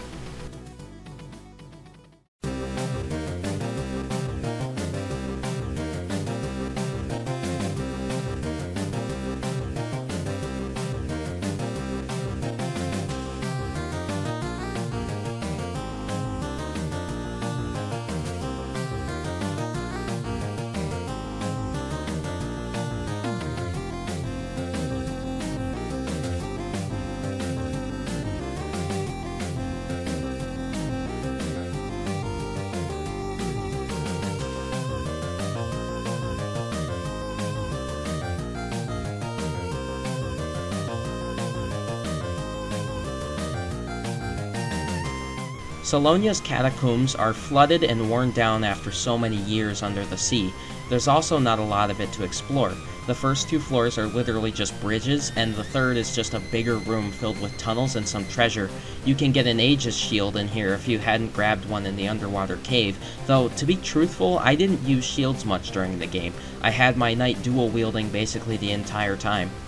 There are plenty of humanoid beasts to fight down here, including trolls and cyclops, as well as a reskin of the Kraken. On the last floor, you can go through a fake wall straight to the right of the exit stairs and find 8 chests with phoenix down and elixirs guarded by a bunch of strong enemies. That's always very much appreciated, and that should be your priority for this dungeon. At the end of the dungeon, you find yourself back in the Salonia basement. That one NPC you may have seen while looting the castle is now accessible, and he identifies himself as Odin. I hope you're prepared for this fight, because this one is no joke. Odin's main move is Atom Edge, which basically just wipes you out. This fight is just way above the dungeon enemy's level, and you're definitely going to get kicked out if you lose. It's just always safe to assume, again, that the bosses are absolutely worth spending your resources on. You have all of these magic items for a reason. Turtle shells cast safe on the target, so that's a good choice in order to outlast Atom Edge. But, of course, if you can't cast safe on everyone before Odin starts pumping the move, then you're done either way. I have an alternative strategy to recommend. If you can't beat him, jump him. This is one of the many reasons that I recommend the Blood Spear. You can't guarantee that you'll be able to avoid Atom Edge, but it's not enough to wipe you out in one shot. So, if you hit Odin with the Blood Spear, you can just heal all of that extra damage back. Especially if you cast Haste on your Dragoon. All of the damage that the Dragoon does is converted to health. You can take basically any hit that isn't more than your maximum health. Defeating Odin awards you the Odin Summon. When used as a summon, Odin does a good bit of singular damage to a random enemy or casts safe for you. It's pretty useful, though I think the elixirs and Phoenix Downs are more useful. Now the team is ready for the Temple of Time. It's on the south end of the northwestern continent, between the 2 prongs of land, just as Dorga said it would be.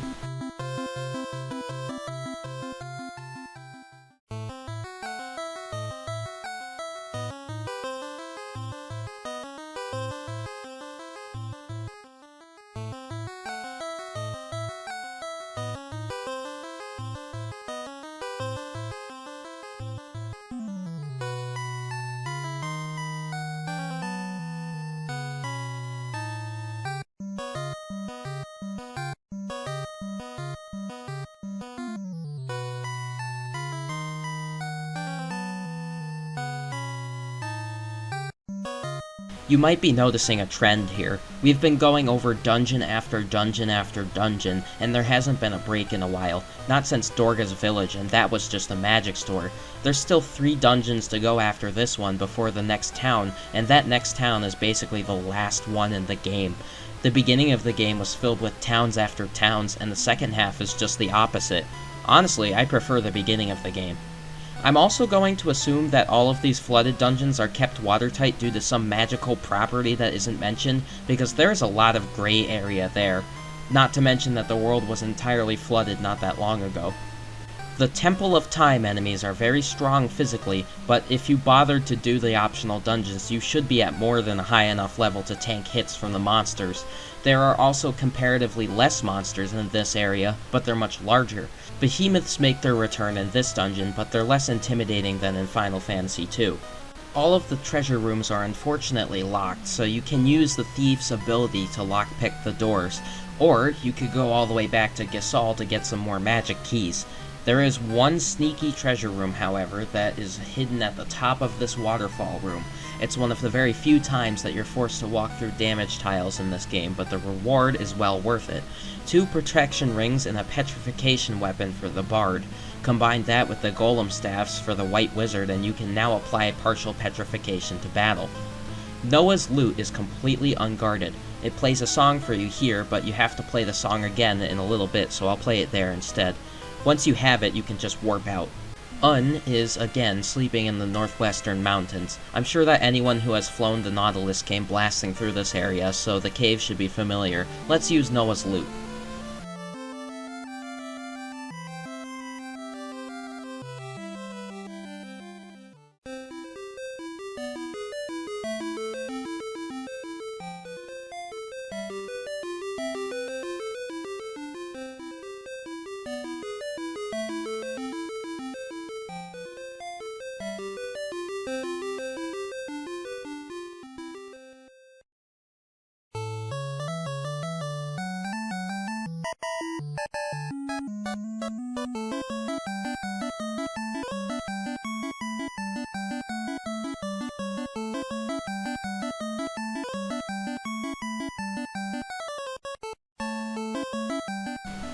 Okay, so thankfully Un does not seem to be affected by age like Dorga was. That's good, we'll have a companion for a while. Un tells you that the Earth Crystal and Zan's hiding place are guarded by a valley of statues that is inaccessible without the fangs of each element. If you recall, Nepto gave you the Water Fang, and you also have the Wind Fang from much earlier. Un gives you the Fire Fang, and now you need to get the Earth Fang. The Earth Fang is hidden deep in a large mountain range, go figure, everything is, and you need a ship that can cross mountains to get it. That's a lot of information again. Sometimes I feel like someone's pet being led around on a leash, but to be fair, that's how the Warriors of Light have been treated since the first game. It's all word of mouth information that can only be collected by flying around and asking every person. The ancient ruins where the Great Ship rests is also in the northwestern valleys. There's a specific reason why the Great Ship was unobtainable during the Enterprise era of the game, which is evident at the end of the first floor.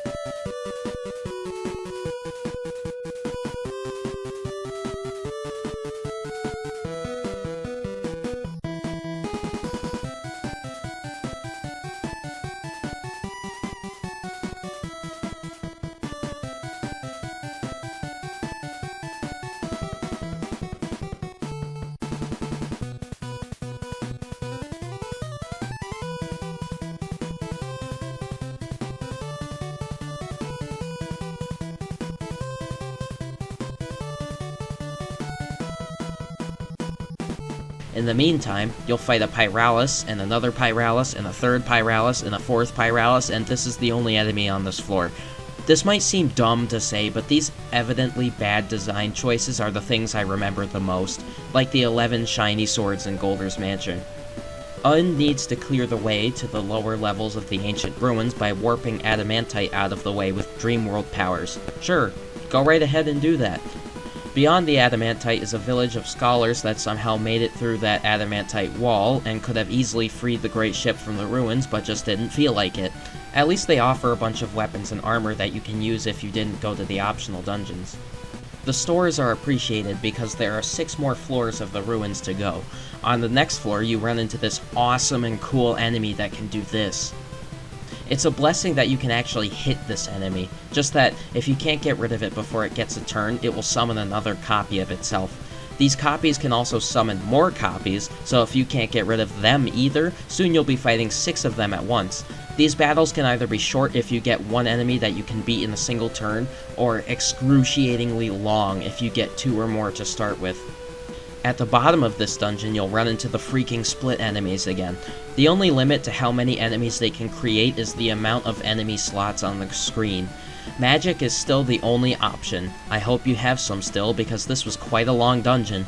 These enemies are even worse than the one in the underwater cave, because they split upon a hit and attack like a truck. Can I take this moment to say how inconsistent the rune staff is? You get this awesome staff and think that it is a better option for your white wizard to have simply because it can cast Ice 3 with 0 repercussions, but it doesn't land all of the time. It just doesn't, and I don't understand why. Thankfully, you can use Exit on the enemies to make up for it. The same strategy goes for black wizards. Instant KO spells work wonders at the end of this dungeon. The stairs leading down from the 8th floor lead to the deck of the ship. There's a whole bunch of commodities on the ship, but I'll leave that explanation up to the in-game one provided by Un. Use the bed if you need it, and take hold of the wheel.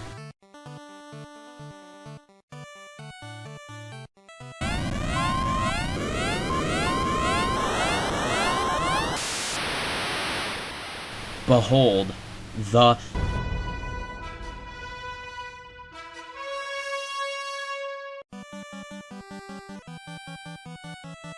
Dorga was not kidding when he said the was a powerful ship.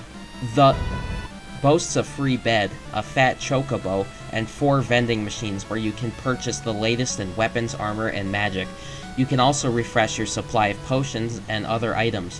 When flying around, you can press A to put into high gear to jump over the mountains.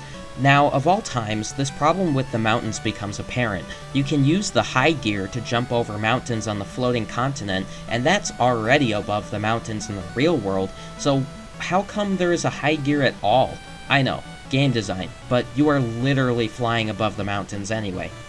Speaking of jumping over the mountains, this means that the entire map is finally open, except for the valley guarded by the statues, of course. You can still use the Nautilus to move around faster since is pretty slow, but the Nautilus can't go anywhere new. You're supposed to go to the northeast mountain range and do a bunch of mountain hopping to the next dungeon, but there are 2 other optional places that have opened up. Both of them are on the floating continent. Let's go to the less obvious one first, which is literally just a cave surrounded by mountains.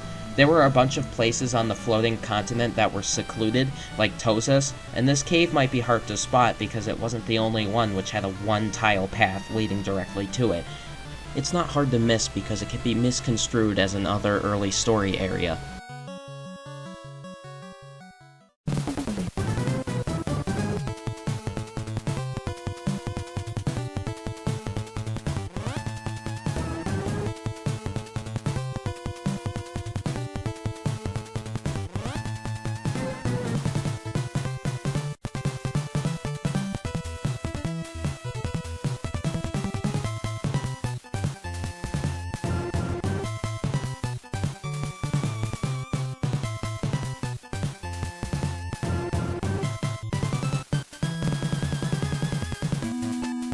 Bahamut's Cave looks like a dungeon out of Final Fantasy II. That would be a severe insult, but it looks like one of the early caves, so it's not bad. There's a bunch of tunnels and a bunch of treasure, standard procedure. The 2 chests on the north path on the first floor are the only 2 chests that are out of the way, and there's a phoenix down in one of them. That's always worth picking up. The enemies in Bahamut's Cave are absolutely no sweat to beat. They do very little damage. That's good, because if you haven't guessed, it's called Bahamut's Cave because Bahamut is at the end of it.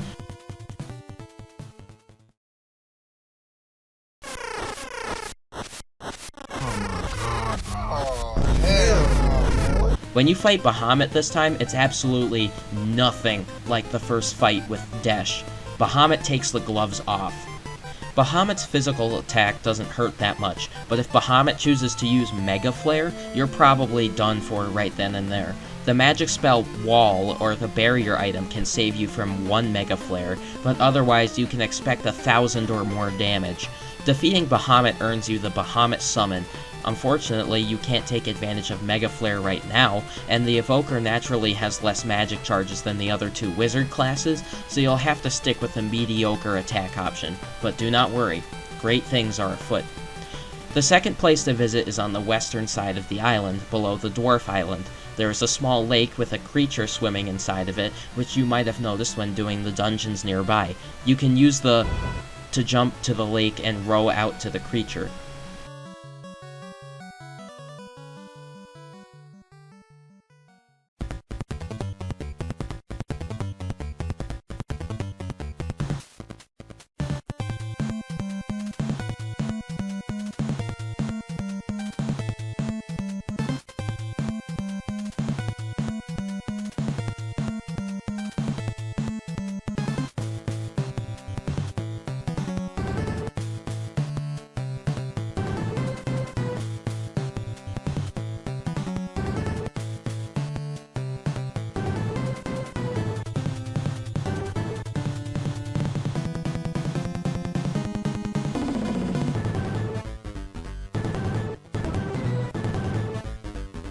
Leviathan has a leg up on Bahamut simply because its dungeon is 1 floor longer than Bahamut's Cave. Not that it's any more interesting, it's about the same and I think near identical to the underwater cave. Even the design of the dungeon is very similar. Most of the treasure you'll have to go out of your way to get, but to be honest, treasure isn't great here. There are a lot of weapons and armor that you can get here which were and will be available in the previous and next dungeon. The Thor hammer isn't even relevant anymore. Not to mention that there are plenty of magic casting items to get here as well. They might be worth getting. That and the Phoenix Down and Elixir on the first floor, and the God's Wine on the second floor. That's about it. The enemies in Lake Dole consist of a surplus of beefy crabs that will put you to sleep and hard-hitting sea lions, but nothing especially dangerous comes to mind. Leviathan is waiting at the center of a spiral on the last floor, and just like Bahamut and Odin, will only lend power to the worthy. So now you have to fight Leviathan too.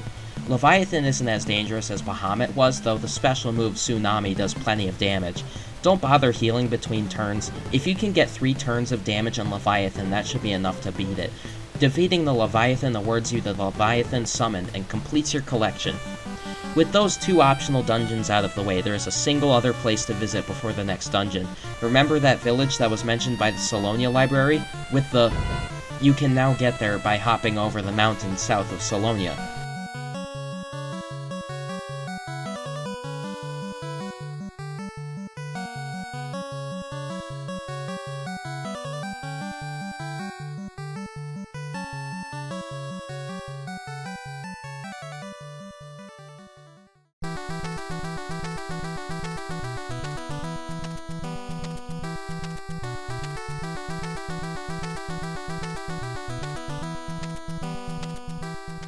You could argue that this town is not essential to finish the game, and I won't argue that point, I agree, but I think this town is essential if you want to have fun for the next hour or so.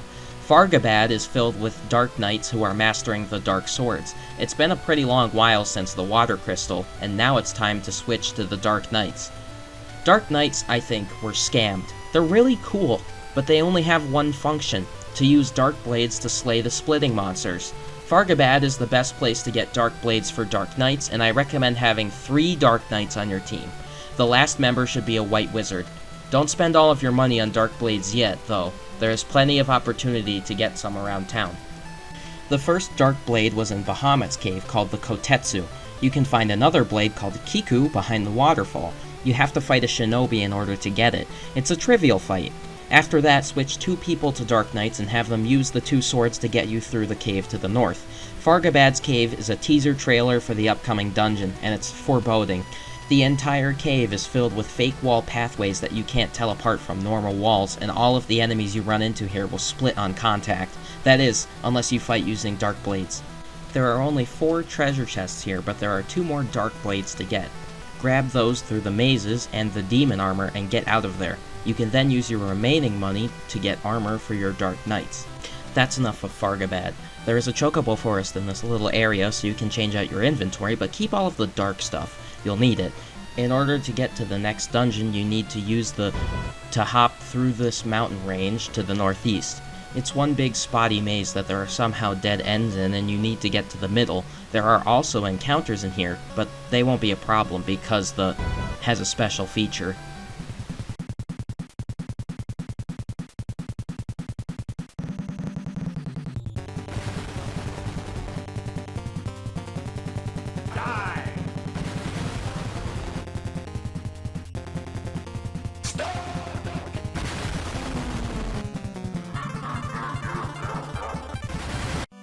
You might be wondering why I'm so insistent on stopping at Fargabaad before doing the next dungeon. It's simple, because I didn't stop at Fargabaad and I had a terrible time. Let me explain why.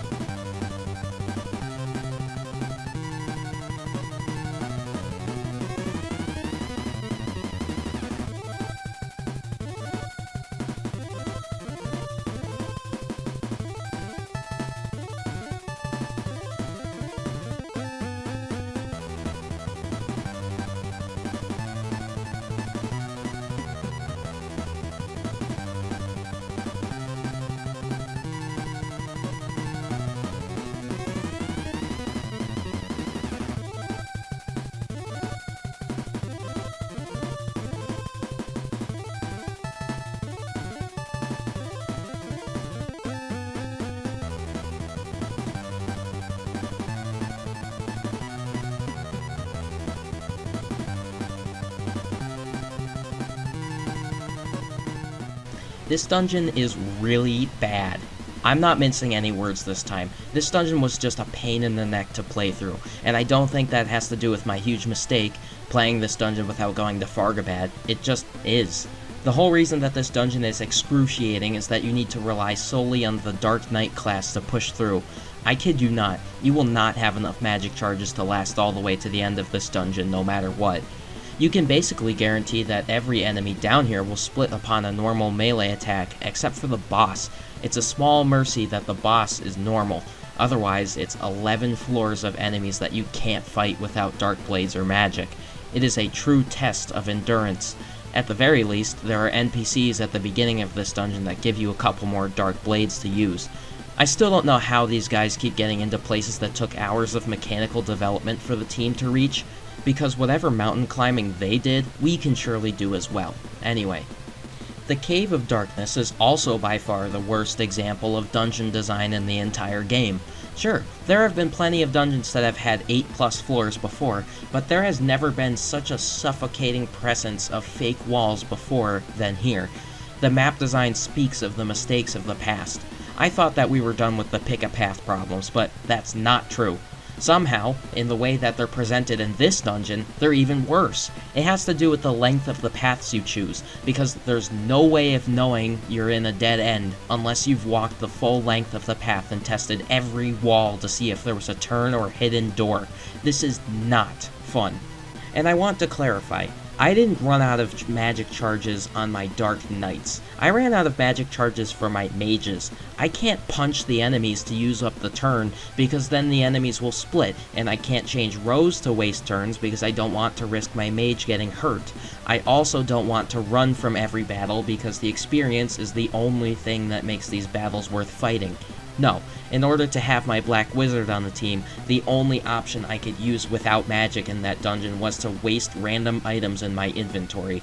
I'm so glad that I had a surplus of eye drops, because I used nearly all of them to waste turns.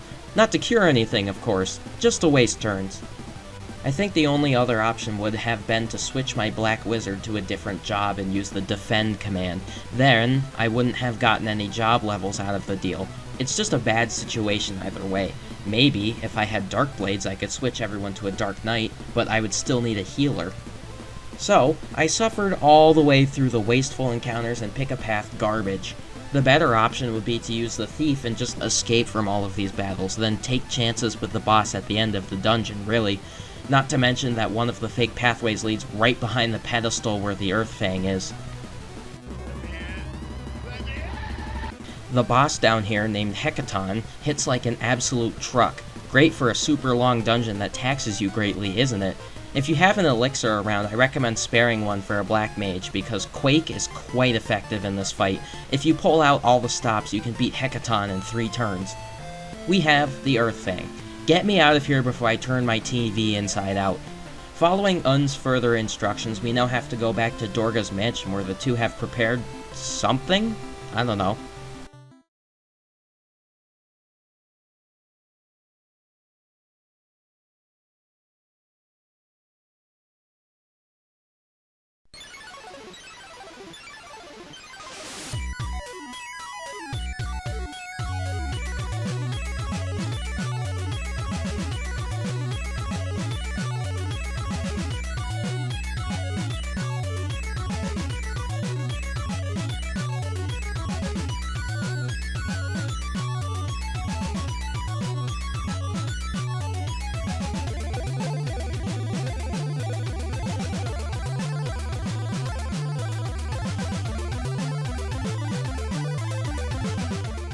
Dorga and Un's gracious present to you after collecting the Earth Fang from the Cave of Darkness is another freaking dungeon. Yay! Ugh. At least it isn't nearly as bad as the Cave of Darkness. We're done with splitting enemies for the rest of the game. The enemies are kind of dangerous, but not really. If you did all of the optional content, then this is no issue. The dungeon itself is super bland. It's just straight walkways to a bunch of doors with more straight walkways. You can get some money from the chests and some barrier items, but that's it. The rest is completely empty. Just hike down the 5 floors to Dorga and Un. Dorga and Un are actually the bosses of their little dungeon. Apparently, you need the energy of your fight to create the key to Eureka because the seal is far too powerful to break otherwise. For reference, Eureka is a random dimension where the greatest weapons of the game are kept, so I guess it makes sense. But why not give the incomplete key to the team and collect the energy from the Cave of Darkness fight or something like that? Then this fight would never have to happen. I know Dorga is at the end of his rope with old age, but Un hasn't shown many signs of age. Oh, forget I said Dorga was old. He's a tough boss. I also couldn't tell you what the heck he transformed into. It's like a ball of yarn and organs. That's so weird. Dorga is not lying when he said defeat me or die either. He has Quake in his repertoire, which is an earth elemental magic nuke, basically. It does almost 1,000 damage to everyone. Thankfully, it isn't his only move, but it's the most dangerous one. Un also wants to fight. Now, this is a character design that's a little more understandable. Un is slightly less dangerous than Dorga, but still capable of flipping the fight on its head with one move. West Wind reduces the victim to a smidgen of health, so imagine if that lands on your healer. With their last words, Dorga and Un give you the Eureka key and the Sylx key to access the final dungeons.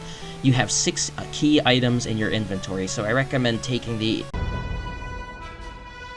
up to the Valley of Statues and just use all of the fangs up. Then you can just fly up to the entrance of the Sylx Tower and prepare yourself there. So, to beat Final Fantasy III, you have a very long stretch ahead of you. I recommend setting a day to just do this, because the entire endgame is going to take around 3 hours. There is only one save point that you can use in between the dungeons. There are 4 dungeons here that you need to do in a row. 4. The save point is located right in front of Sylx Tower, so at the very least you can walk back out. There are also only 2 full recovery spots that you can use in these dungeons. The first is at the end of the second dungeon, and the second is at the start of the 4th dungeon. Otherwise, all of your magic and health management is on you. There will be Phoenix Downs and elixirs to pick up, but use those sparingly. And one more drop of knowledge for you all. If you don't know what to expect from Sylx Tower and don't know its enemies and bosses, then start grinding. All your characters should have at least 4,000 health before starting this, at least if you hope to make it through in one shot. Let's get started.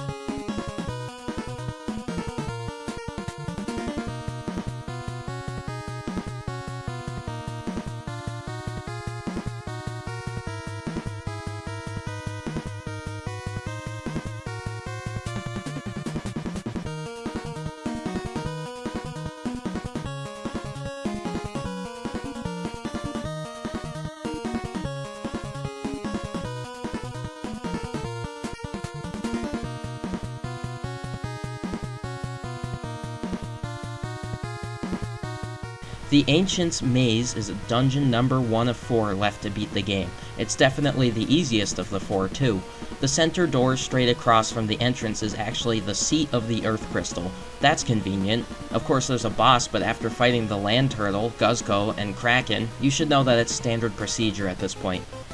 Titan is basically the same as the Hecaton fight at the bottom of the Cave of Darkness. He's not even that much more powerful than Hecaton, because you only have a single dungeon between the Cave of Darkness and this. Get him the heck out of here. The Earth Crystal is holding on to 3 more jobs for you. They're quick to go over because they're all basically just upgrades to jobs you've already had.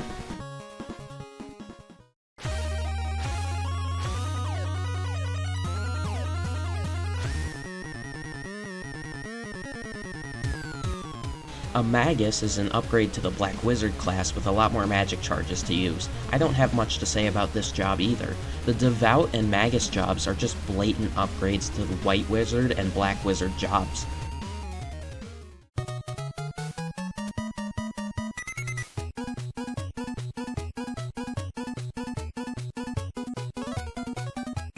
Devouts are an upgrade to the White Wizard class. You're given a far larger bank of magic charges to work with. And that's really it.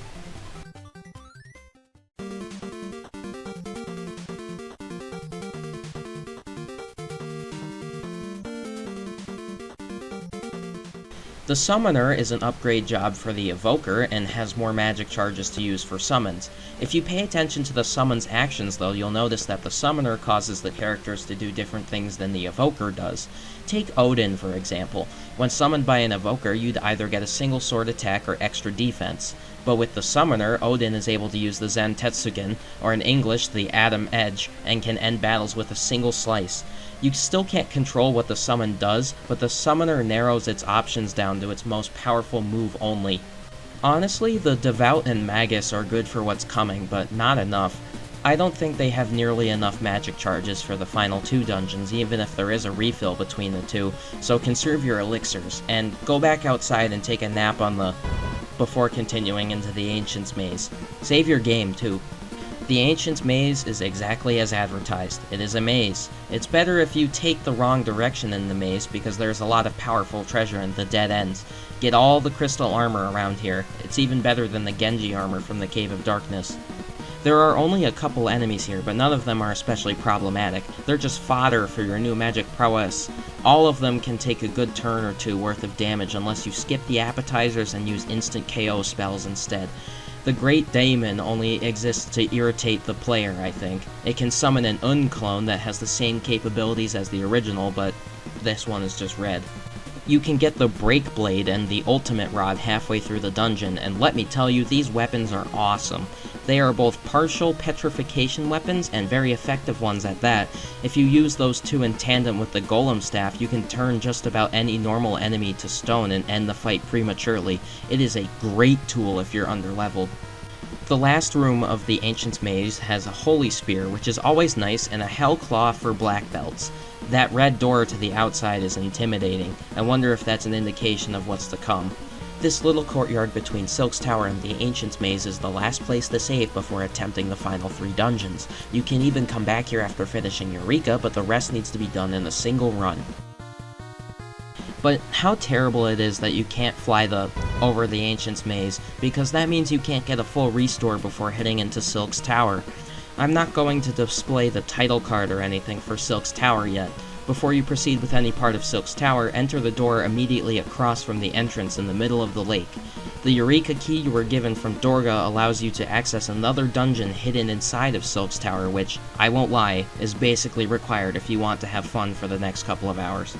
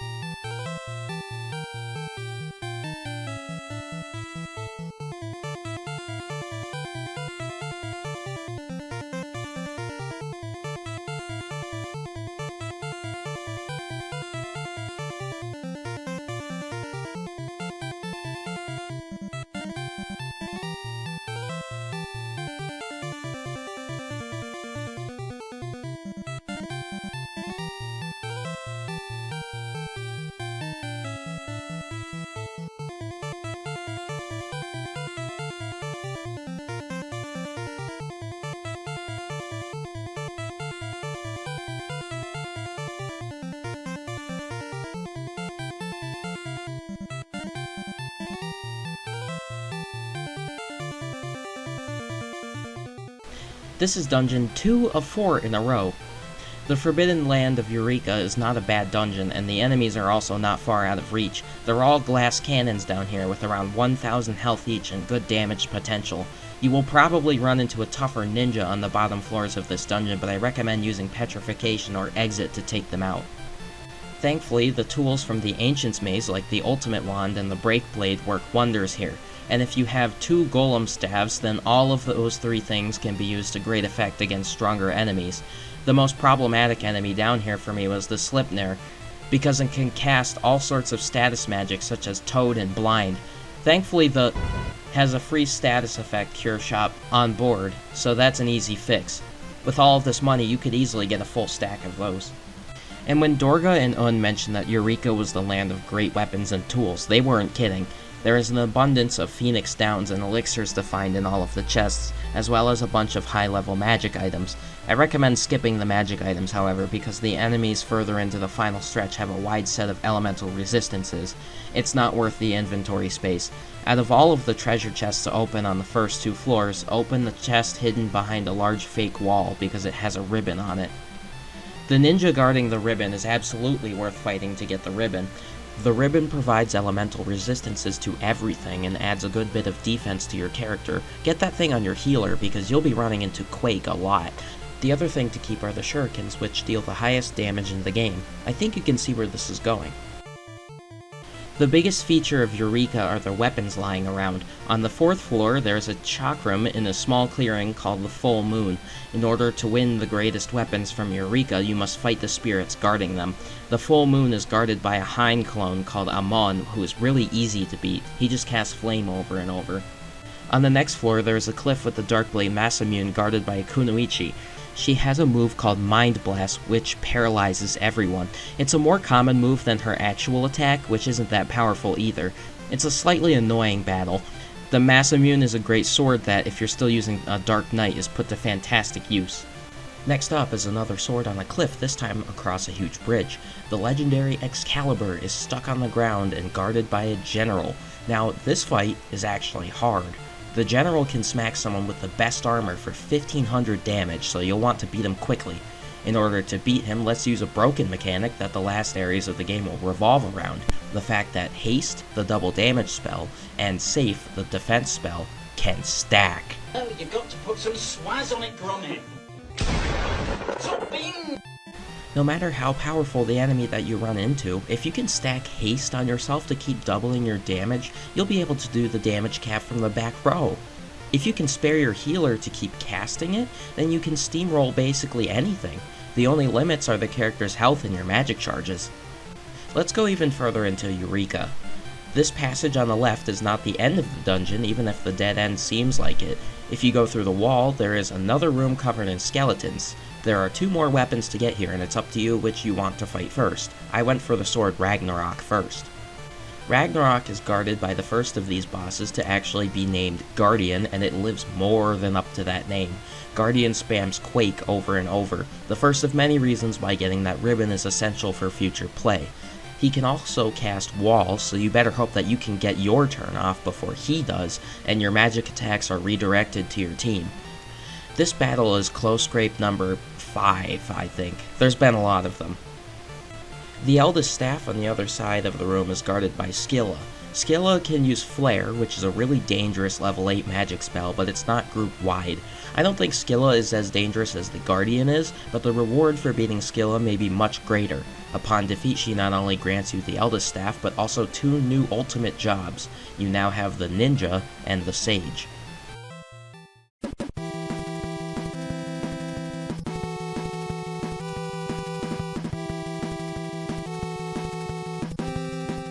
The Ninja is the ultimate melee class with the ability to wear any armor and fight with any weapon.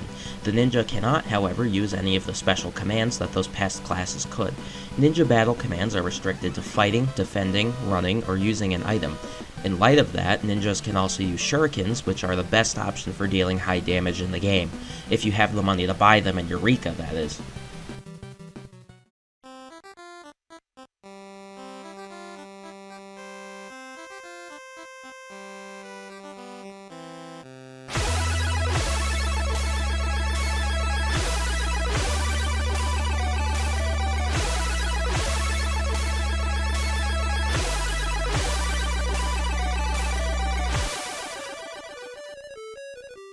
A sage can use any type of magic in the game. They can use white magic, black magic, and even summons.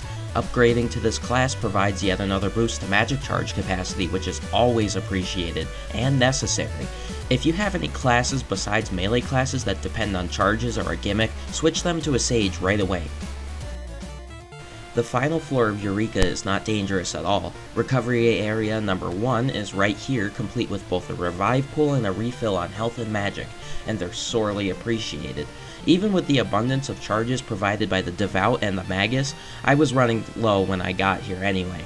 There are other sages living down here with a bunch of level 8 magic to offer. It's the only place in the game to get this magic, but you'll be broke after buying it. The other sage is selling the summons from the optional dungeons, which basically means that those dungeons were almost completely useless. Not useless for levels, of course, but you could have done that anywhere else. I assume that these sages have been stuck down here, holding the fort for the time when their weapons would be needed again, because otherwise they would have bypassed the magic seal Dorga and unperished for. There is one last shop in Eureka, hidden by this switch at the top of the room. The lone sage sells armor and, most importantly, shurikens. If you have any money left over, spend all of it on shurikens. Yeah, they're overpriced terribly, but they are your best damage option, period. You could do a little bit of grinding in Eureka outside of the shop area's door to test your weapons and get to 4,000 health, since there is a free healing spot here. Trust me, even if you have these broken new jobs, you need 4,000 health, at least. You can't warp out of Eureka, so you have to walk all of the way back up. It's fine because you get to use your new jobs. Once you leave Eureka, make sure to save again because that's the last time you'll be able to. Now, you can tackle the Sylx Tower.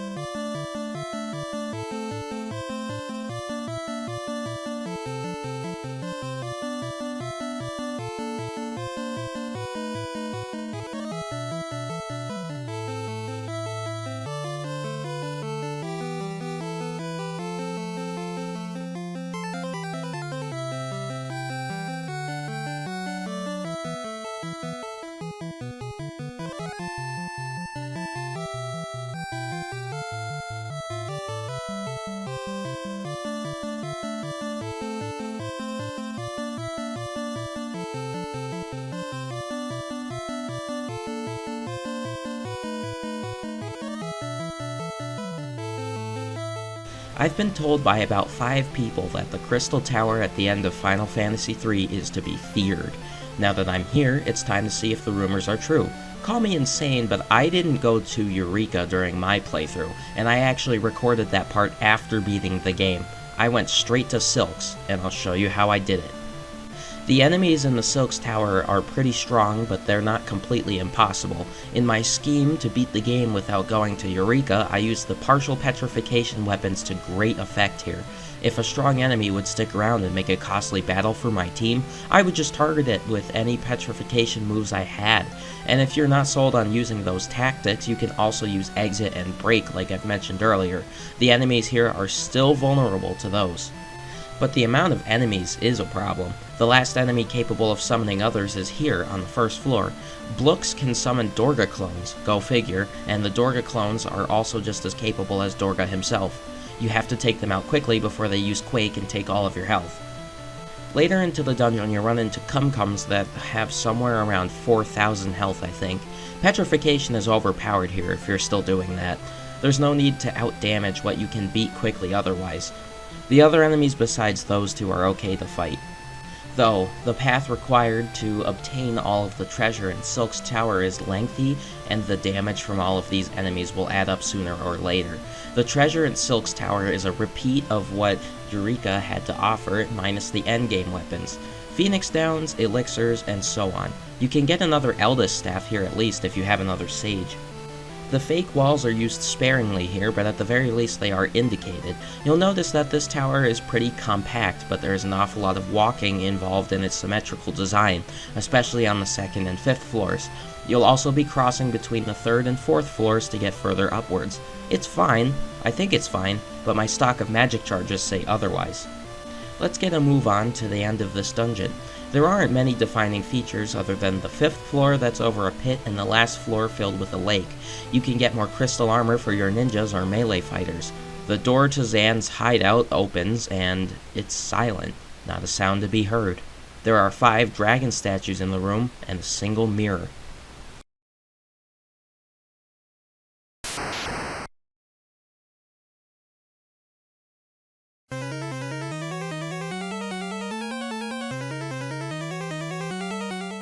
Do you recognize that character in the mirror? That's the Onion Kid. Despite everything you've been through, you and your team are still children, and now you're in danger beyond your control. I love that little detail. Dorga goes to pick up 5 hearts of light to prevent the demon dragons from eating you alive. It actually turns out to be characters that you've met through the entire game. He goes to get Sarah, Sid, King Alice, and one of the old men from Amur. Where's he going to get a 5th person, though?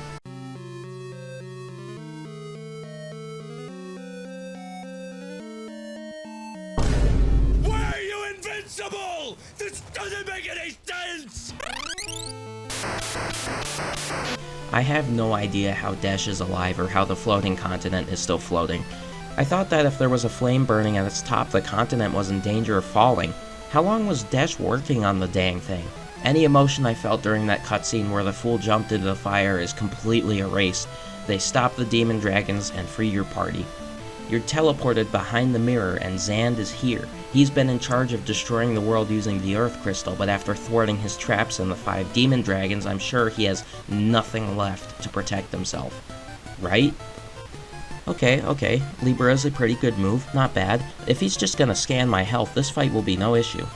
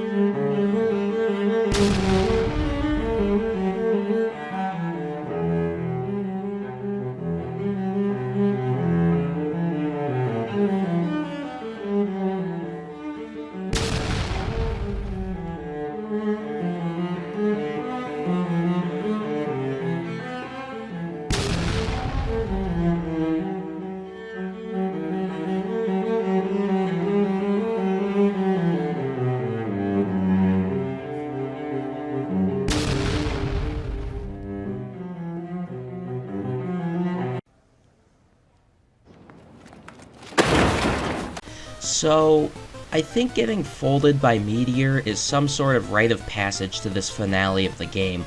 I don't think it could be expected, even if you went through Eureka and got all the way back up here. Sure, you might have tested it and thought, wow, this is a really powerful move. But seriously, this is the kind of move that an enemy would throw out after charging up or something. And how much time was that to get up there? How many encounters? How many chests open? How many levels? Ugh. If I knew that was coming, I would have grinded a little bit.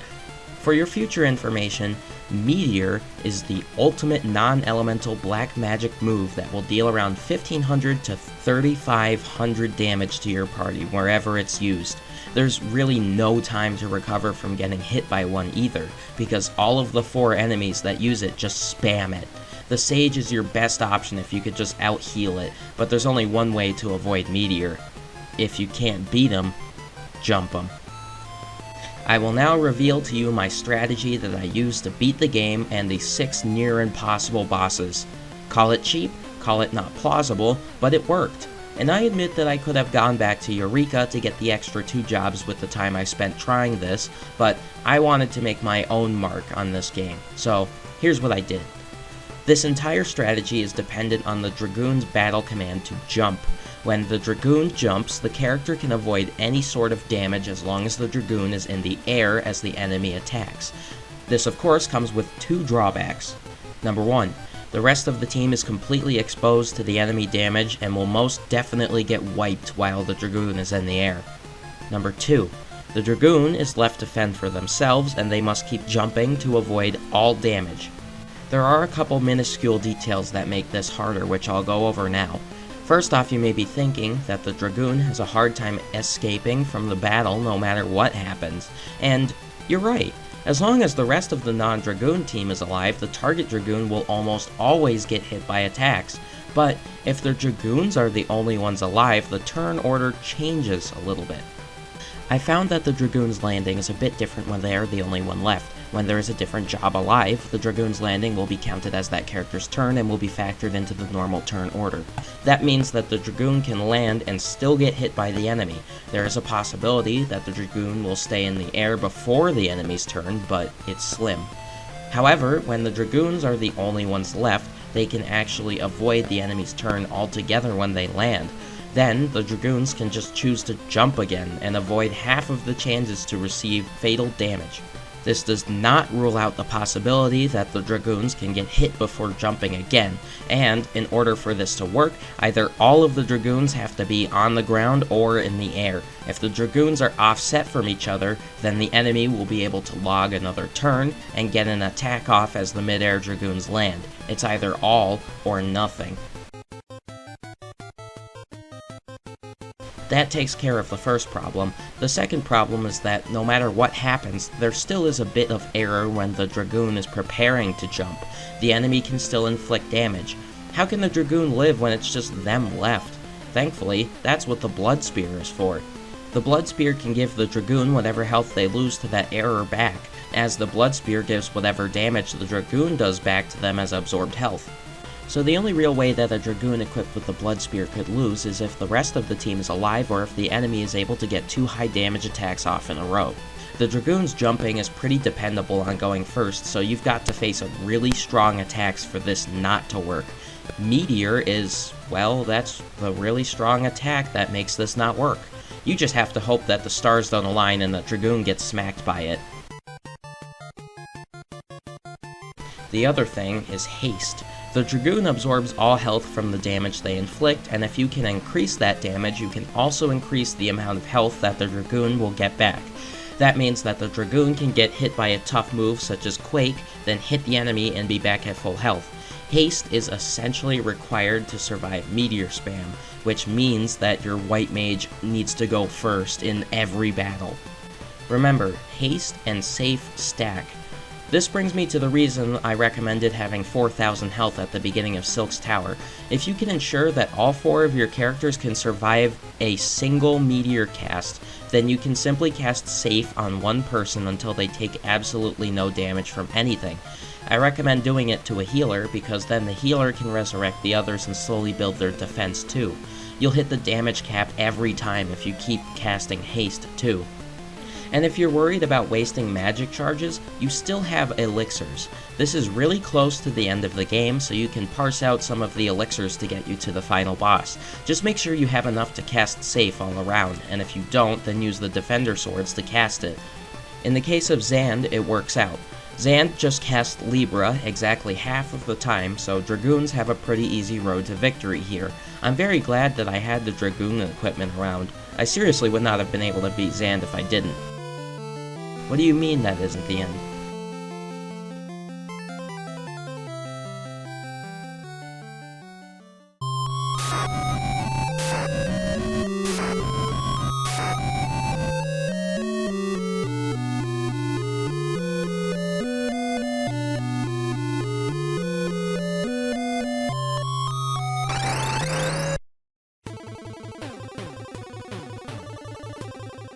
Oh, so we're fighting the final boss right now.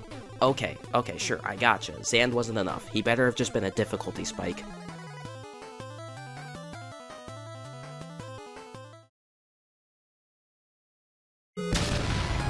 No, I'm gone, no. Miss. What? I'm a fire in my labor!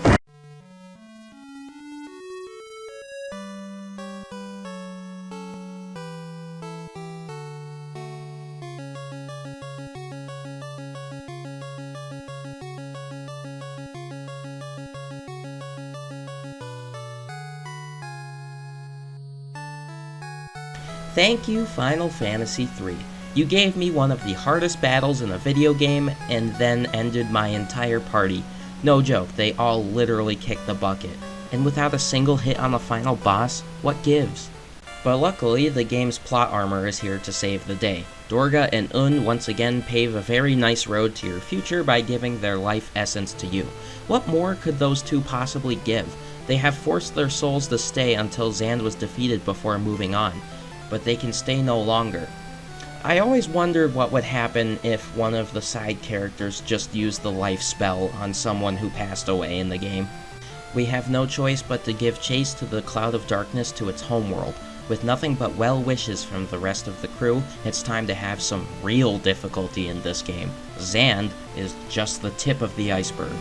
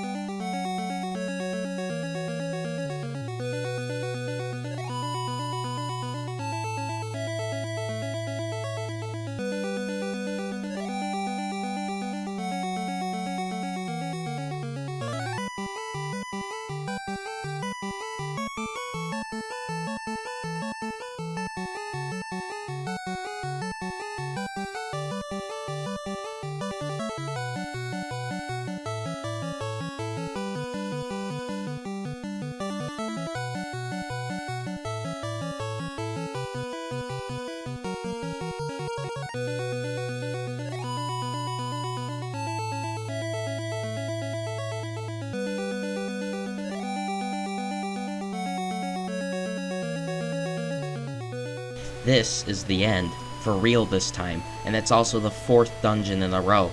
Unless you walked out of Sylx Tower to save quickly, there's no going back from here. You stand atop a palace of glass suspended above a pitch-black river reflecting the faded stars of the Dark World sky. I imagine this must be the Dark World's version of Sylx Tower, because if the Dark World is a separate version of the Light World, then there had to be other places which raised the Dark Warriors to Zand's level of combat. Speaking of combat, the normal enemies are a good chore to take down. They don't hit especially hard, at least not enough to take out one of your characters. It seemed that way to me. I saved a handful of elixirs up to here so I could refresh Refia's white magic charges. If I didn't set Refia to the devout job, then I would never have possibly made it this far. Focus your magic charges on petrification spells, exit, and whatever else you have to delete enemies from battle. Black magic just doesn't do enough anymore. Not even if you have Meteor on standby. You can't afford to waste magic on the normal enemies. You need every bit of it for the bosses. Yes, bosses plural. You can go up to the north stairs and fight the Cloud of Darkness, but it is a near impossible fight to do that right now. But if you choose to fight the 4 optional bosses in the World of Darkness, you can weaken the Cloud enough for you to fight it fairly. The trouble there, though, is that the 4 bosses are literally worse than the Cloud in my opinion. We'll get there. Pick your poison. The bosses are each in one of the corner pathways. I recommend starting from the top left and working counterclockwise if you want to beat all 4. The first corner's map is the worst of the fake walls in the 4 dungeon stretch, but thankfully there are only 2 dead ends. Not nearly as bad as the Cave of Darkness. One of the few chests in this dungeon is on the way, but don't open it unless you're at full health, because... Oh, I'm sorry, you have to fight Zand, again, and lose to Meteor, again, and climb the Sylx Tower, again. There is one saving grace to this, which allows this entire plan of mine to be possible. The Zand clones can be petrified, and thankfully, there are 3 separate options to do that. So, don't waste any time. Curing off a Meteor is harder on your saved magic charges than it seems. Now that I've lost and had to climb all the way back up Sylx Tower, I want to make this clear. Using Dragoons to get the right battle seed requires a massive amount of save states, but at the very least I have a proof of concept that it can be done. You'll just need God on your side to do it, or a torturous amount of grinding. Even the few other playthroughs of Final Fantasy III on YouTube struggle with this finale, and they're using sages and ninjas with 4,000 health or more. Speedruns depend on haste and safe stacking, which is still luck-based as battles are determined by the frame you start a battle. So, agree or disagree with me that I did or did not beat the game. Just know that I spent quite a few hours rolling dice to beat these bosses, and I have learned more about how this game works than I would ever have thought. It's time to start playing Final Fantasy III with a calculator. Let's start with the easiest one by far, the Zand clone. Normally this would be absolutely terrible, as Zand was another boss that I had to resort to just using Dragoons to beat, but thankfully the Zand clones are weak to status effects. You can use plenty of different methods to end the fight before it decides to use Meteor, such as Exit or, in my case, Petrification, as mentioned earlier. I'm so happy that I had the Break Blade. It's been an anchor for all of the normal enemies. Now we'll break into the super bosses. The first one is the Cerberus, located in the passageway to the northwest. All of the bosses are guarding the Dark Crystals, which are just reflections of the 4 crystals from the World of Light. Cerberus casts Thunder repeatedly, but you've dealt with that already when facing Gerudo back in Salonia. Thunder does a good 700 damage all around, so you can only take so many before perishing. Get your haste spells off before spamming Cure 4 across the party, and this boss fight is easily feasible to do without the extra jobs. When you beat Cerberus, a Dark Warrior is freed from the Dark Crystal. They're still alive after 1,000 years, and they're on your side. The help is a shining star in this pile of garbage. The next room has a bunch of fake wall passageways leading towards the door, but they all reconvene near the correct one in the center. There's another ribbon guarded by another Zand clone if you want that. After the Cerberus boss fight comes the Echidna boss fight. This one is possible, I think, without using the Dragoons. Please tell me that we're done using Meteor. Fight!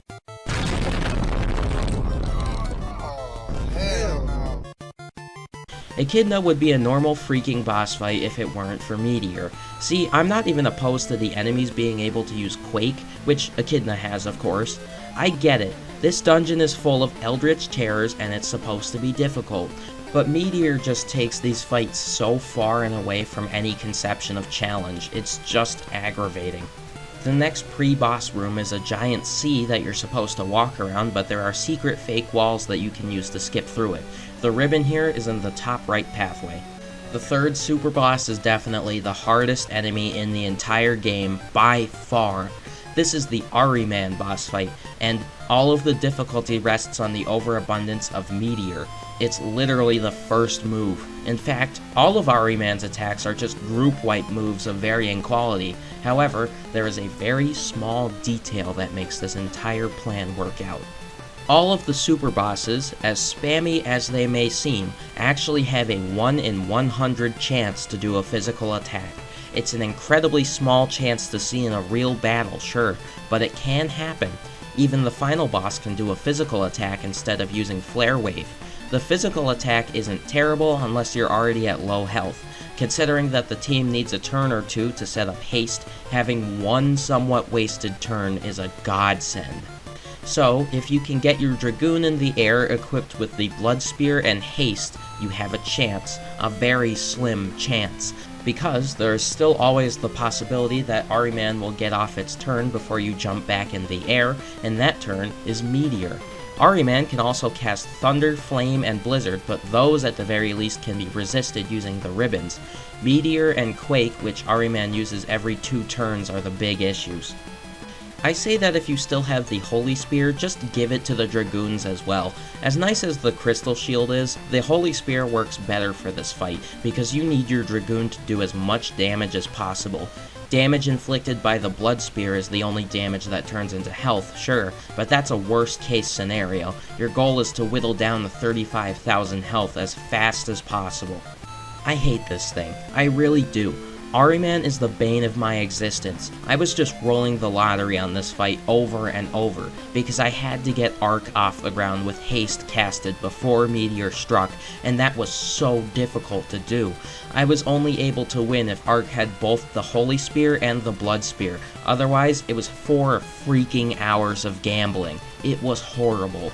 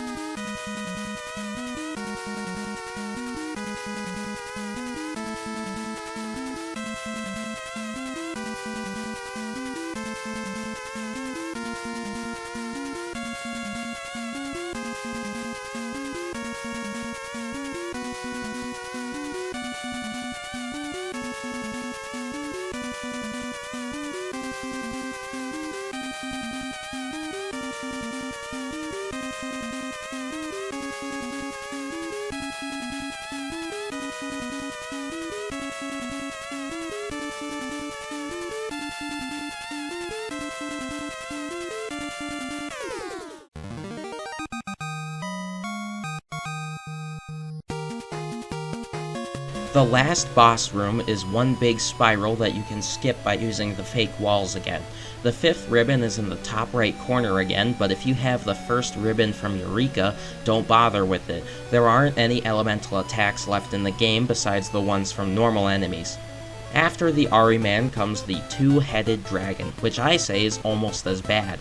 The 2-headed dragon can use only a physical attack, but that physical attack is guaranteed to take out whoever it hits, as it does 32 hits.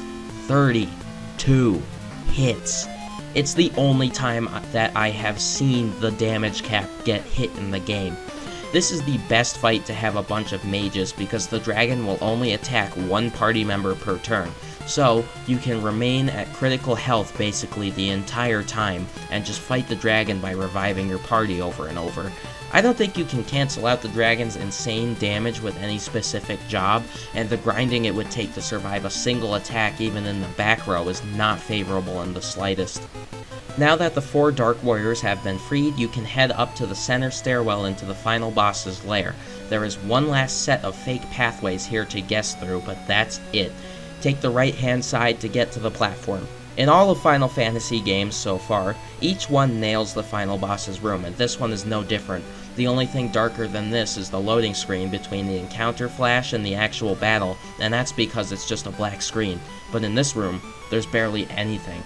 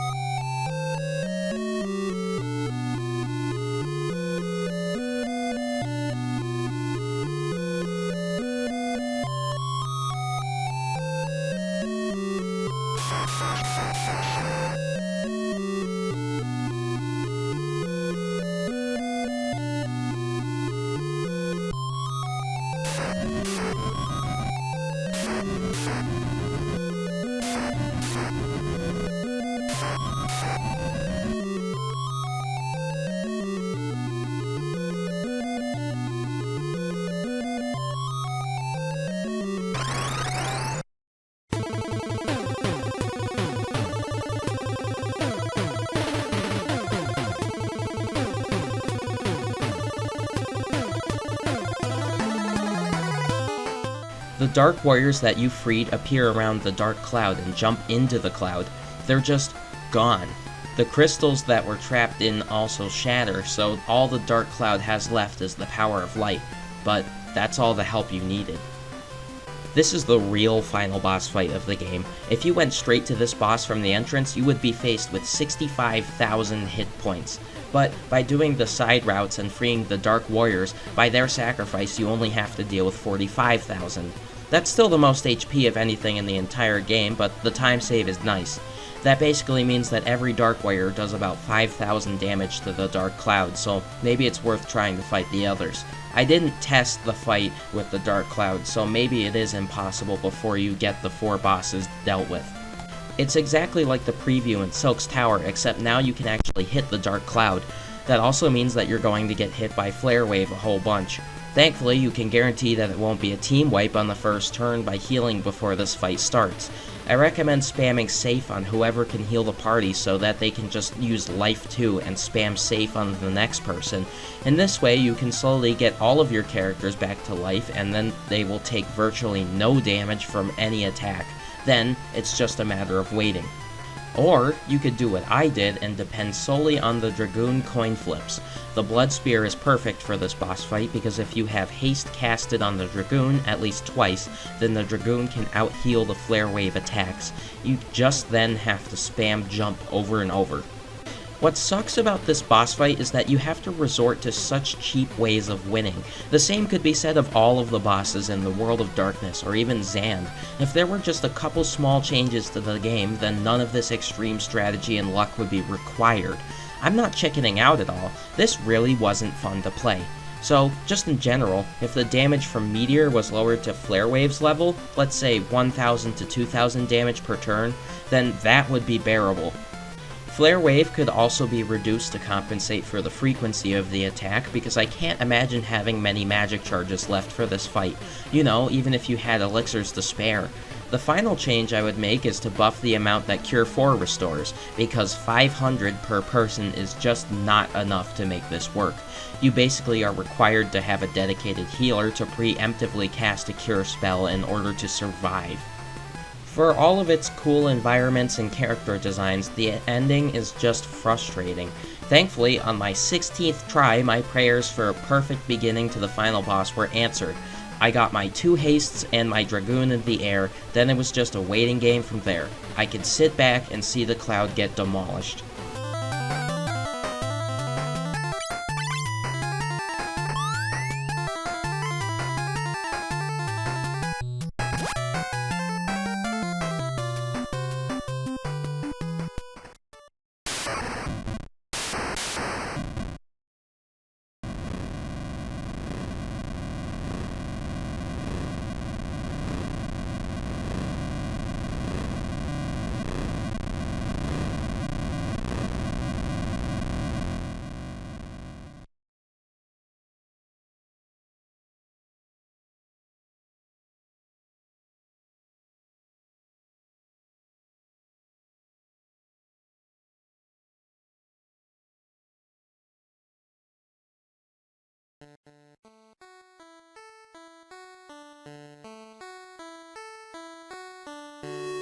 In the beginning there was void, then light and dark were made.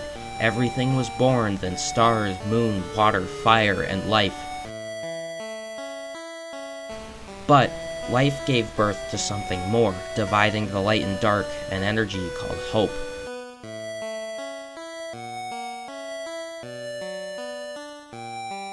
When light and dark would overlap, and all would return to void, for to divide them shall appear. Never forget that their power is the hope of the people. Time washes away all dreams, despair, love, but do not be swept away. Look instead to that place.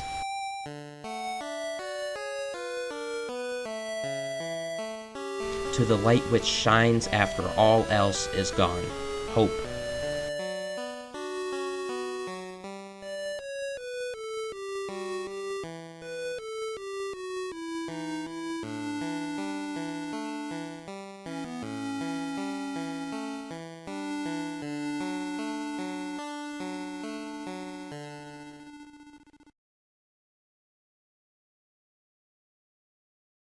A genuine congratulations if you've managed to beat Final Fantasy III. It's not an easy task.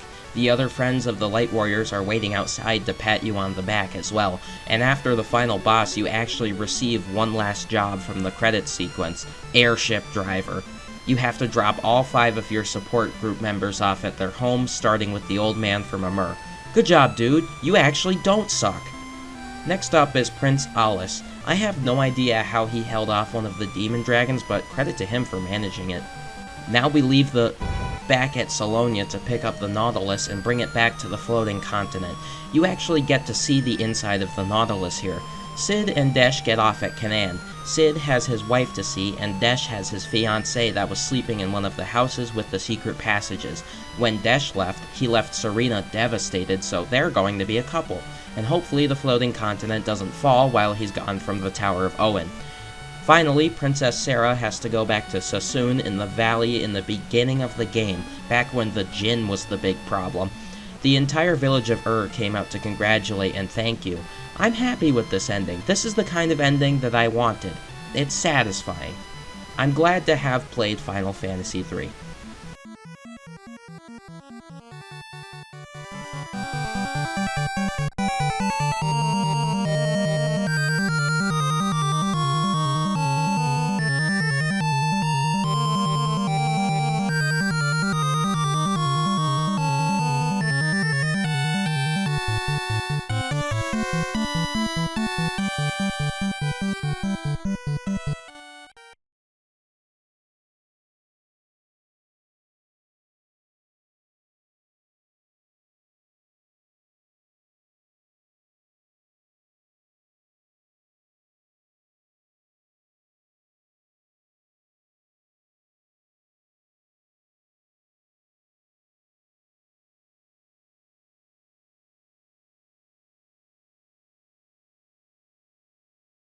In this section of the video, I want to cover a wide variety of differences in the 3 Final Fantasy games that released on the original Famicom, whether they were improvements or not.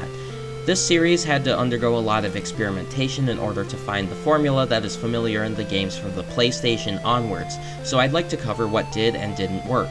Of course, there will be spoilers for the first 2 games during this section, so if you want to play those first 2 games blind, I suggest skipping to the final review of Final Fantasy III. The problem with villages just in general is that there isn't much to separate one from another. They use the same buildings and have mostly the same people. In Final Fantasy I, the only things used to separate villages were rivers and trees, as well as the color of the residents' clothing. A few places like Elfland, the Dwarf Cave, the Cardia Islands, and Lufenia had different townsfolk sprites, but take Gaia and Cornelia for example. They would be pretty hard to tell apart, I think.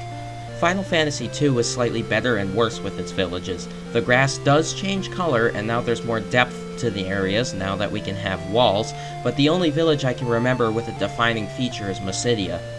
Final Fantasy III is much better with its villages, especially since you're enticed to look around with treasure in mind. All of the hidden things around town, with trinkets in the grass and houses with secret basements and otherwise, are exciting to find. There has been treasure inside of villages before, specifically referencing the Dwarf Cave from Final Fantasy I, but nothing like this. The villages are also better separable by environmental objects such as cliffs and waterways. I think dungeon designing for video games is really tough because you have to bend the idea of a real, quote, dungeon into something that would be fun in a video game. I find that in these first 3 games, the dungeons became less like, quote, dungeons and more like adventures through modern structures. I feel that the floating castle in Final Fantasy I is a good example of this. All of the dungeons in Final Fantasy I are a good bit different, and the floating castle just dropped the mazes and winding pathways that had been in the others. It's literally a space station. There's far more that you could fill a space station with in the video game than a cave. Though Final Fantasy II's dungeon ideas were a step forwards, the execution was 3 steps backwards. Dead ends were somewhat common in the first game, but in Final Fantasy II you're forced to choose between 4 or more ways and fight monsters if you get it wrong. Not to mention that a lot of the floors are basically the same, even if they are in different dungeons. I said this in my FF2 video, and I'll say it again. If these dungeons had their textures removed, were made black and white, and put next to each other, I could not differentiate them. Even with Final Fantasy I, I could tell the dungeons apart that way. And now we have Final Fantasy III's dungeons that are an attempted marriage of both dead ends and winding structure. Just as Final Fantasy III added the best qualities of these dungeons, like treasure, enemies with interesting mechanics, unique rooms, it also falls for the terrible qualities of those design choices. The dungeons near the end of Final Fantasy III just start suffering from the same problems that the first 2 games did, a slog through at least 7 floors of constant confusion and frustration. I don't think the Crystal Tower is a problem here, but the World of Darkness and Cave of Darkness certainly are. Having the player get really close to the next pathway just to place a real wall in front of them is campy and a bit conceited. I can feel the developers laughing at me. I'm not going to reflect much on Final Fantasy I's story, because there isn't much of a story to reflect on. It worked fine enough, you have Garland as your villain, and that's about it. Final Fantasy III is similar with the crystals and the villain taking advantage of the crystals. Final Fantasy II's story is underdeveloped for the ideas presented, like some sort of relationship developing between Hilda Inferion and Leon's new view of the world after being the Dark Knight, but I feel that Final Fantasy II had one leg up on Final Fantasy III. I still think that Final Fantasy III had the best story overall because it had better characters, not great villains, but good allies at least. But Final Fantasy II's world changed as you played. Yes, you could say the same of Final Fantasy III because you use the water crystal to reveal the main world or reveal more of the map with your various airships, but that's just revealing new places that already existed. Final Fantasy II has the guts to take locations from you. So I'm sure that Final Fantasy III's story would have landed a bit harder if they had shown the world being flooded, mechanical limitations besides, which would have also improved the villains. In Final Fantasy II, you see the remnants of people being mowed down by the warship and Cyclone, which makes the Emperor seem much more powerful than he actually is. The gameplay has naturally seen a vast improvement as the 3 games got on. I don't mean any offense towards the first game, because that game is still fun in its own right, but Final Fantasy 2 and 3 just let you do more in battle and on the overworld. I'd like the party ordering system from the first game to be in the next 2, but there's no point for it to be in FF2 or 3 simply because you can customize your characters to fill the roles for where they belong in the party. I especially want to compliment Final Fantasy III's gameplay because of its accessibility. It is a difficult game, I think, regardless if you grind or not, but the options you have to fight your opponents are plenty. FF3's gameplay only suffers because eventually the enemies become far too powerful, so that the outcome of the battle depends on whether you can cast a defense spell before the enemy gets a turn. It becomes luck-based. RPG gameplay like this suits the Famicom very well when it is performed correctly. The gameplay of Final Fantasy I is more engaging to me than other games of that time, and I would honestly pick it to play over Super Mario Bros. Though I don't think it would compete well with the late era of the system. To end this section, I want to talk about my overall experience playing the first 3 games. I've learned quite a lot about the mechanics and strategy of the game by starting with the turn-based games, and I had plenty of fun. I also had plenty of irritation with outdated and messy game mechanics, but the overall experience was positive. I might seem overzealous in thinking this, but I was excited to see the little changes in the games as I played them. Things like the ocean actually moving in Final Fantasy II as compared to Final Fantasy I. I recommend experiencing these 3 games in their modern versions, the PSP versions for Final Fantasy I and II, and the Pixel Remaster for FF3. You can easily find all of these games on Steam in their Pixel Remaster versions with these little issues I keep pointing out fixed. Inventory space and lack of important items is no longer a problem, for example.